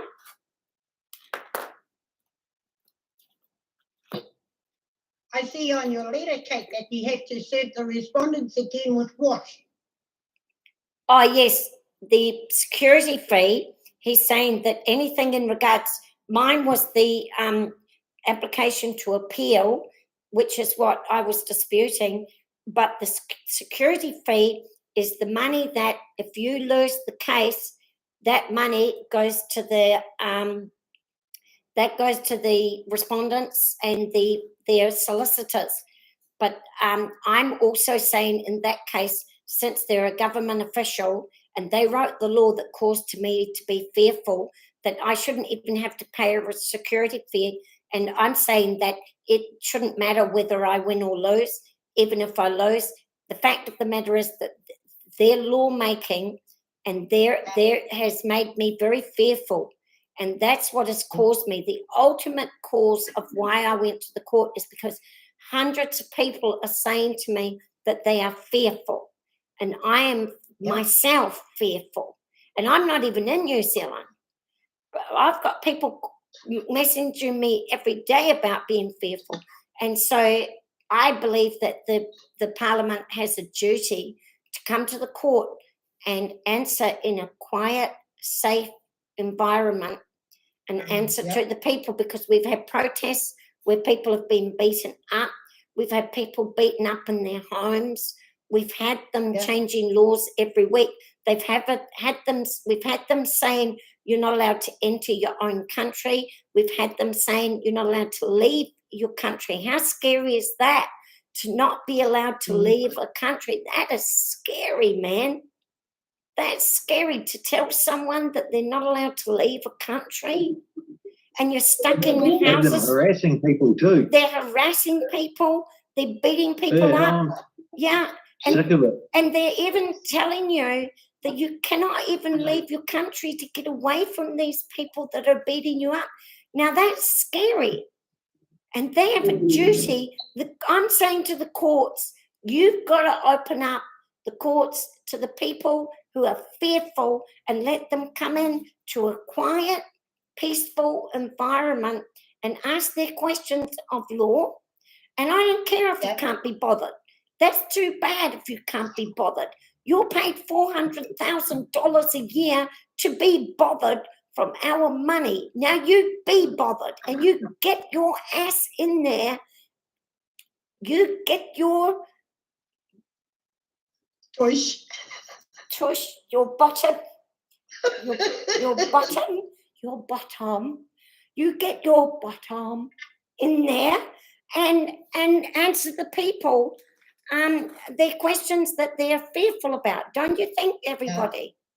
Yes. Yep. Right. Totally agree. So, Agree. but anything to do with that security fee, we have to send that to the respondents and let them know that we're asking for a deferment, or we're asking them to just wait until we get the outcome of the first Fitzgerald case. We're waiting for that so we can ask for a deferment. So that's most likely what we're going to do. Yes. Okay. So any more next? So we've got Betty. Betty has said to us. Oi, Oh wait, I'll just say Betty. my hand was up first. Okay, Brent. Oi. So the other night I got pulled up again by the cops, and a cop who I'd never seen before in my life knew exactly who I was and started questioning me about my firearms license and all that, and they had me on the side of the road for about 10 minutes looking around my car and asking me about my firearms license and whether it had been revoked or not. And I'd never seen him before in my life. He knew exactly who I was. Did he ask Did you you for have the ID? 1688 with you? Brent? No, Did he ask you for ID? Did he ask for ID? no. Yes, they asked me for my driver's license. Yeah. And then and what makes you think that he knew exactly who you were? Because he was asking me about whether my firearms license had been revoked. Oh, because how did he know that you had a firearms? Exactly. No. Of course, they should have known that I had a firearms license. But yeah, he shouldn't have known, But obviously, it's common knowledge within the police. Yeah. that firearms people were trying to get hold of me for so long, and he wasn't sure whether because of all that hassle. You remember, I'd been avoiding them for months. Well, obviously that had gone around the station, and this guy knew who I was, and said, "Has your firearms license been revoked or not?" Right. He asked me. So you told him that it hasn't been, right? Yeah. Yeah. And apparently, because they pulled me over because I had no front license plate number, and they told me that the plate had been used in a drive-off petrol bloody thing. Whatever. Yeah, that's what I reckon. And what did it have a What is- plate or not? But did it have a plate or not? No, Right. So, yeah, it's possible, but he the let you thing go. is, he knew exactly who I was. But he let you shouldn't go, have known right? exactly- Yeah. He should have, like he should have seen that I had a full driver's license and the car I was driving was owned by me. But he shouldn't have questioned me about my firearms license Exactly. because he shouldn't have known about my firearms license. You know what I mean? He said he pulled me up for it. It was a driving incident. It's certainly a was a scary joy. time that you have to have all of your T's crossed and all of your I's dotted I thought at this point in time, Yeah. because we do know that a lot of people, and I think the best thing is you were with them for 10 minutes, but what I really want to say about this is that some of the common law people have been pulled up and they're keeping the police busy for an hour, sometimes 2 hours, saying, I don't want to show you my ID, I don't recognize your jurisdiction, and they're there for a No, couple I of didn't do hours. that. But he didn't do any of that. I'm just saying that what he did is he just said, look, here's my license, and the cop asked him a few questions, and he gave back the correct answers to the questions, and he was there for 10 minutes, and it probably would have been very scary, but then he was on his way because he cooperated. He cooperated completely, and the police checked him out, and the police said, okay, you can go now. You're all gonna, in this very, very scary time, even though you think, I'm sure that you think that you don't have to talk to the police and everything, but just for your own safety and with all that's going on, if you do that, it's not going to hurt you. If they say to you, what's your name? And you say to them, my name is Kate Floss, and they say, how old are you? And you say, I'm 25 years old or whatever. It's not going to hurt you to do that. wish. I do. Wow, come on now. I'm not looking bad, Sharon. And but I mean, if you behave like Brent did behave, even though it is annoying to you as a person, in It'll these make it easier. very dangerous times, the police have been beaten up and stuff too. So they've had a hard. Some of them are bad, some of them are good. So there's a lot. Everybody's scared at the moment. Everybody is in terrible fear. And if you can just make it a bit easier by giving your name and stuff like that, you'll be on your way. Well done, Brent. But it is scary. So, so can I go to Betty now? Yeah. Or do you want to say something, Brent? No, he's done. All right. So, I'm good. all right, Betty. So Betty says Google case is similar to the Fitzgerald case. There is only one case. There's only been one in 47 years. In 47 years, the 1688 has never been used in New Zealand, and it's going to be used for the first time in 47 years. And here is the only case. So that's where we're using. But there should, in fact, be dozens upon dozens of these cases, but they've been blocking us in the court with the corporation, the process of the court, and with the fees. That's how they've been blocking us. And then that's what we want to do. We want to clear these barriers for you.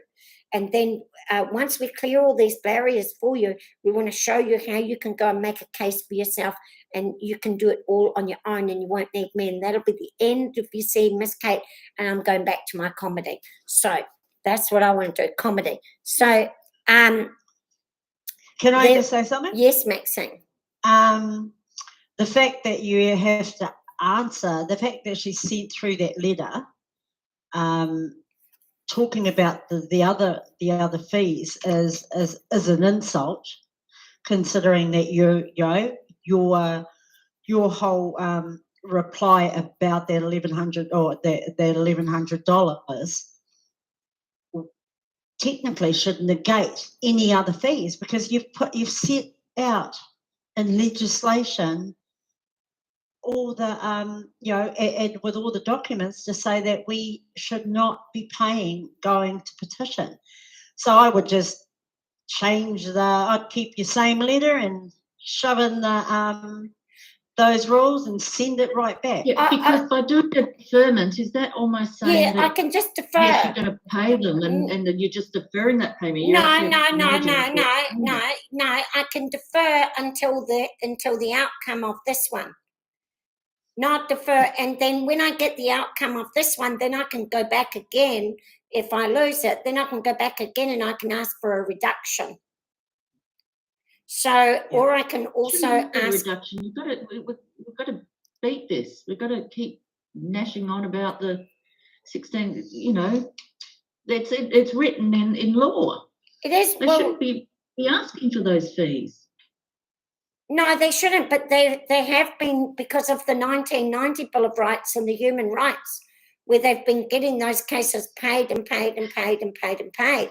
Yeah, but we're up there, they're down there. Yes, so I know, but we're not all about playing the their money. field. Yes, but All about the money. Yeah. listen, there has never been a case in 47 years. Ours is the first case in 47 years. And in the last case, I'm challenging them because I'm saying to them that they should never have charged Fitzgerald. And so that's what I'm saying. They never should have charged Fitzgerald. And and so, but you have to go, there's still a process that you have to go. It's like what happened with Brent. When they go to the common law people and they say, what's your name, how old are you, and where do you live? And the common law people spend 2 hours arguing with them. Whereas Brent went through the process, they said, what's your name? How's your gun license? Is it up to date? Why haven't you got this plate and everything? And they checked it all out. And he was gone in 10 minutes because he followed the process. And this is the same down at the court. You can go down there and stamp your feet all you like that you don't have to pay. But they've given you a process to follow.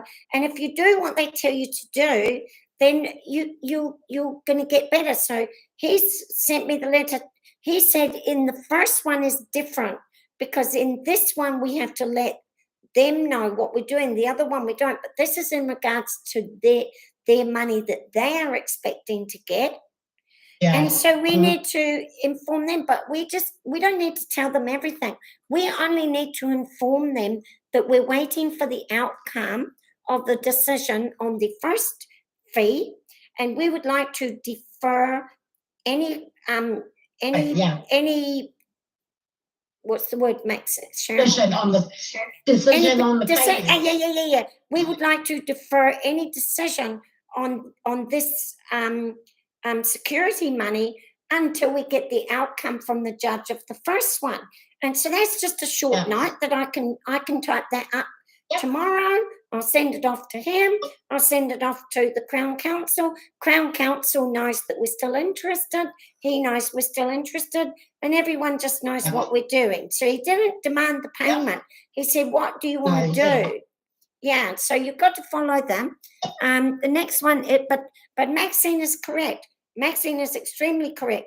Because the fact of the matter is if we win and we don't have to pay, then we can use exactly that for this as well. And we'll go through that process as well. But if we lose, we can even appeal that to the Supreme Court. Yeah. Well, you might, if we win, you might want to offer courses to their registrars about how, I mean, you and I, we could offer courses to the registrar of how, how they, how unintelligible they are. How unintelligible they are. Because obviously. They are, Vexatious. Vexatious. Sorry. Vexatious. They've been vexatious to me. I believe they're being vexatious to me. Right from the High Court, they were vexatious to me. Because they'll be regretting that now. Because I found that Dyson case from England. And it says Wow. that I should have the right to be heard because I'm only asking for a declaration. I'm not putting anyone in prison. I have the right to be heard. And they didn't consider my right at all. And so, yes, they have been vexation. So that's right. Maxine, we should call them in and we'll charge them $300. We'll charge them we'll charge them $500. No, we'll charge them $1,100 a year. Dollars, yep. Yeah. Because like you've got all those registrars that didn't know what they were doing in the High Yeah. Court. Yeah. You know, I mean, far out, we're going to be rich. That we're going to be rich. They'll all have to come and see us and ask us about the Kate Floss and the Oreo team, what they're supposed to do in this 1688. Now, next one says from Betty. Betty, this one's from Betty says there's meant to be another lockdown after the school holidays, and they are rising the fear now with cases. Yes, and they're changing laws in regards to all of that. Now, I'm not going to go into too much of that because we don't have guarantees on what they are, but all I'm going to say is, yes, many people are fearful. And if we got in this group, we've got 1, 2, 3, 4, 5, 6 people. I'm going to ask each one of you, have you been fearful in this last 6 months of the government and the laws that they're making? First one I'm going to ask, Brent, fearful or not? Absolutely. Maxine, fearful or not? Yeah, back in December, yes. Very fearful. She lost her job, by the way. She lost her job and she was scared she was going to lose her house. Yeah. I'm just Sharon, angry now. now she's angry. Sharon, fearful or not? Yes, especially for my grandkids. Very fearful for her grandkids. That's exactly right. And for their future. Jody, what are you Yeah. fearful about? Yeah, I'm fearful for my family, fearful, Yep. very, yep. Very fearful. Diane, what are you fearful for? I'm very fearful. I actually wanted to leave the country. For the safety, I wanted to sell up everything and just get the hell out and take all my kids with me. That's how fearful I was. I mean, my husband's buried here, and I would never think of leaving my home country. But that's how fearful I was. But can you remember when I first met you, Diane? And what did you say to me about you thought about leaving, and then what? And then after that, what also happened in your fears? Do you remember? Because I remember what you said to me. There was nowhere to go, Yeah. nowhere to hide. Nowhere to hide. Nowhere to go. I couldn't go back to Ireland where my ancestors had come from. I have ancestors from England, Ireland, and Scotland, but that is gone. I don't have that. I can't go back to any of those places. So The thing that Diane realised is that in our Commonwealth, that the only places that she had as options to go back to were our 5 Commonwealth countries. And she realised that it didn't matter which one she went to, they were all going through the same thing, and she was going to be fearful no matter which one. So she's got stuck in New Zealand.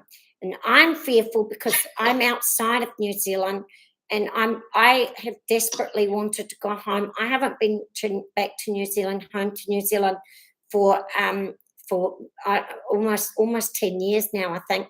But it was my plan, our lifelong dream, that my husband and I would go back to New Zealand immediately that he retired, and we were all ready to go. And my husband's quite old and he's got diabetes, but he really wants to come back to New Zealand. He's been there twice. And we are very fearful that we're not going to get back to New Zealand before we die, especially him because he's diabetic. And so we are fearful about not being able to enter my country. And so I'm fearful. Sarah Gold says, massive high five to you all, sending much love to all the Oreo team. And protection for you all. And she's from the South Island, New Zealand. Big shout out to South Island, New Zealand.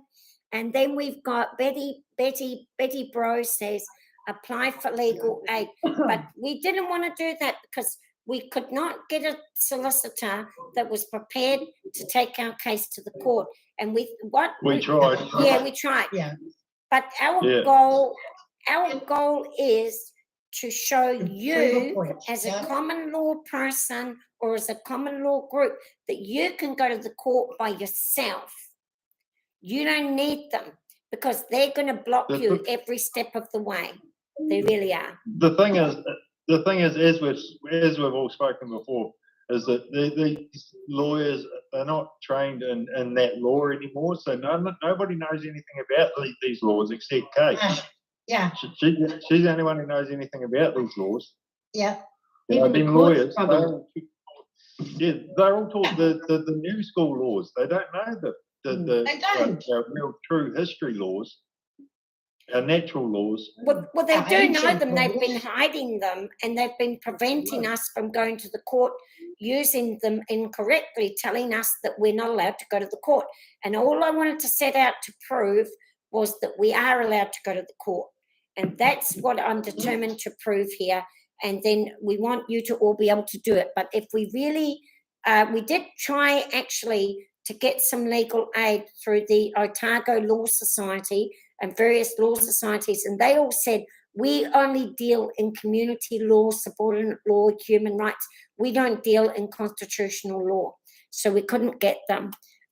Betty also says that is the only case exposed. What about the cases that are hidden? Oh, yeah. she did. She said, I Yeah. bet there are heaps. What I reckon, Betty, is that there are heaps and heaps and heaps of people that have tried to get them into the court and they've been rejected before they got through the court, and wrongly rejected. Wrongly, and how many of them have not been reported? But I believe there's many, yes. Just a quick note, tell them about the missing documents with the Fitzgerald case. All the documents, apparently, in regards to the Fitzgerald case, all the documents are missing and they don't have them. They only have the court ruling and that is it. They don't have any of the applications, nothing. And we're very suspicious about that because anything to do with the Prime Minister is historical, and it would have been all kept in England, and they document that stuff religiously. So we're very suspicious about why the documents of Fitzgerald are not being kept. And yes, Betty says just like yours. Buried. Yeah, buried. They're burying them. So that's why I'm doing all Yeah. this case up in the public for those wishing to follow it, is because we want our case. We don't want them hiding anything. They're not going to be able to hide it because I'm posting it. I've got my Oreo team. Every single one of them knows every single document. I send the documents to them, and it's all being kept on record. And we might write a book one day, or even if we don't, it's all going to be on record and we can retrieve it at any time. We've got it on multiple places. I've got it on computer, everywhere. I was thinking about this earlier on, about half an hour ago. I think you need to get Zen to download everything you've got onto a hard drive for you, so that it's not just on your computer. Well, it isn't. I've got it. I'm not that silly. I've got it all. Yeah, but It's on Facebook. I just wanted It's to on make sure, 'cause, Facebook. I can do that. I'm quite you capable. never know when you're going to get hacked. Yeah, no, it's on Facebook. It's on YouTube. And Maxine keeps everything as well. She's got records of it all. Sharon's got it all. Jodie's got it all. Jodie is the record keeper, although I've been a bit late to send her. But she's the record keeper. But Maxine keeps onto it. I've got And Maxine lives in Switzerland. Maxine lives in Switzerland. Maxine's in Switzerland. And I'm in Yeah, Mexico. Just so long as we've got backups of the documents. Hush. Sorry, I did that. You goose. Sorry. Brent. Anya. I think what Fred was saying was to put it on like a hard drive wallet sort of thing, Mm. hard drive thing. Yeah, to get it offline. Get it offline because it's going to Hard go belly up. What's Hard that? drive. It is No, actually in the hard courts. drive. Yeah, it is Yeah. actually in the courts. It is actually in the courts. And Yeah, Yeah, and so- actually it's with the Otago group too. yeah, isn't it? the New Zealand Law Society is keeping tabs on Yeah. it. And so it's Yeah. been Yeah. posted up on the New Yeah. Zealand Law Society. So they're keeping tabs on it down at the Otago Law Society. You can bet there's Yeah. a lot of people keeping tabs on my case. But now that we've thrown in the Even Fitzgerald that guy, case, he- eh? Yeah. even that guy Hokey, eh? It's Yeah, the fishing. Hokey come and Yeah. he was the one, Hokey gave us the best advice. And he said to Yeah. me, he said, you know what, Kate, what got you into the court was the 1688. And he said, if you stick with that, that's what's going to keep you in the court. And so when he Yeah. said that to me, when I wrote this appeal, I didn't use any other law, nothing. I only Nothing, yeah. used that 1688. And if there wasn't something in there for me to retrieve, I wasn't going to use it. And I only used that. The Hokey taught me that. He taught me a huge lesson. And so he said, if that got you in there, that's what. And we're thinking that the reason many of the common law people have not been able to get in is because they've been attaching Yeah, human Other laws. rights, or that, yes, yeah. they've been attaching subordinate laws to it. The minute you attach a subordinate law to it, it goes down into the lower civil court or the administrative court. It doesn't ascend to the heavenly realm. We're ascended to the heavenly realm. So I think that's one of the reasons that we want to teach everybody. Don't attach. If you can find something in that 1688 Will and Mary and the Declaratory Judgment Act, both of those together, you must not attach anything else to it. And I have met several people and I've seen several court cases which would have been beautiful to use the 1688, but because Yeah. the lawyers don't get paid money in it, and the United Nations gets paid and LexisNexis gets paid hundreds of thousands of dollars for you to use human rights in 1990, the lawyers are deliberately not letting you go down that path.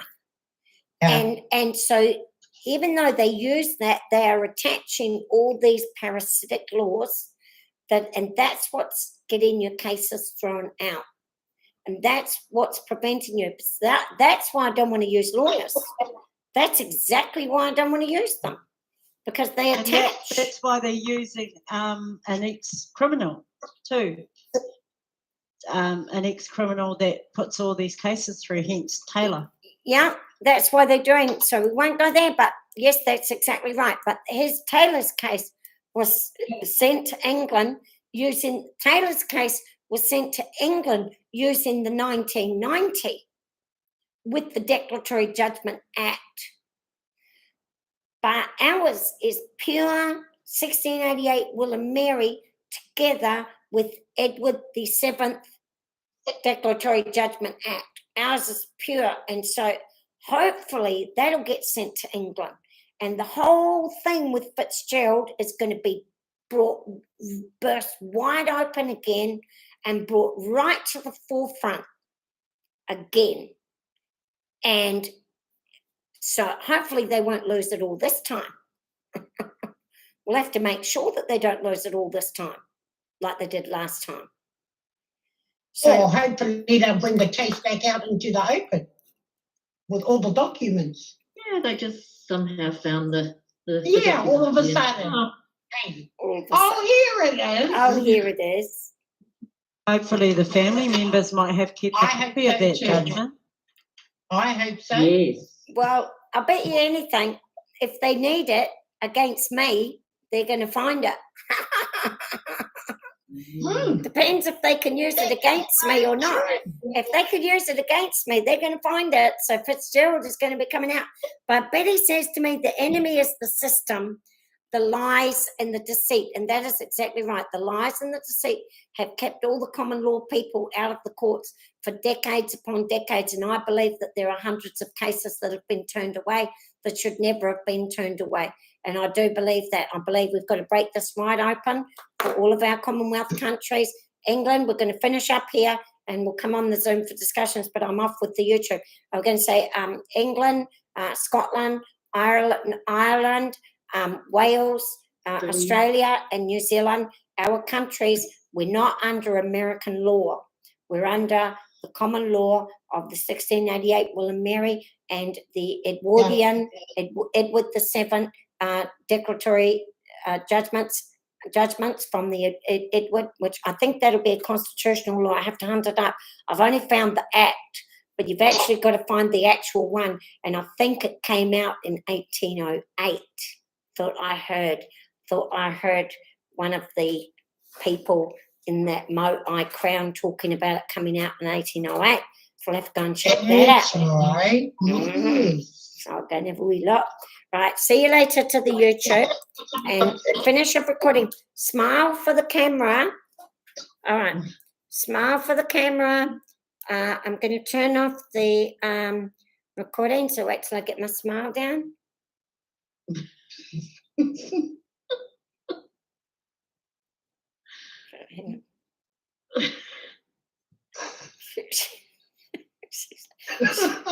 on. Shall I tilt my head or not?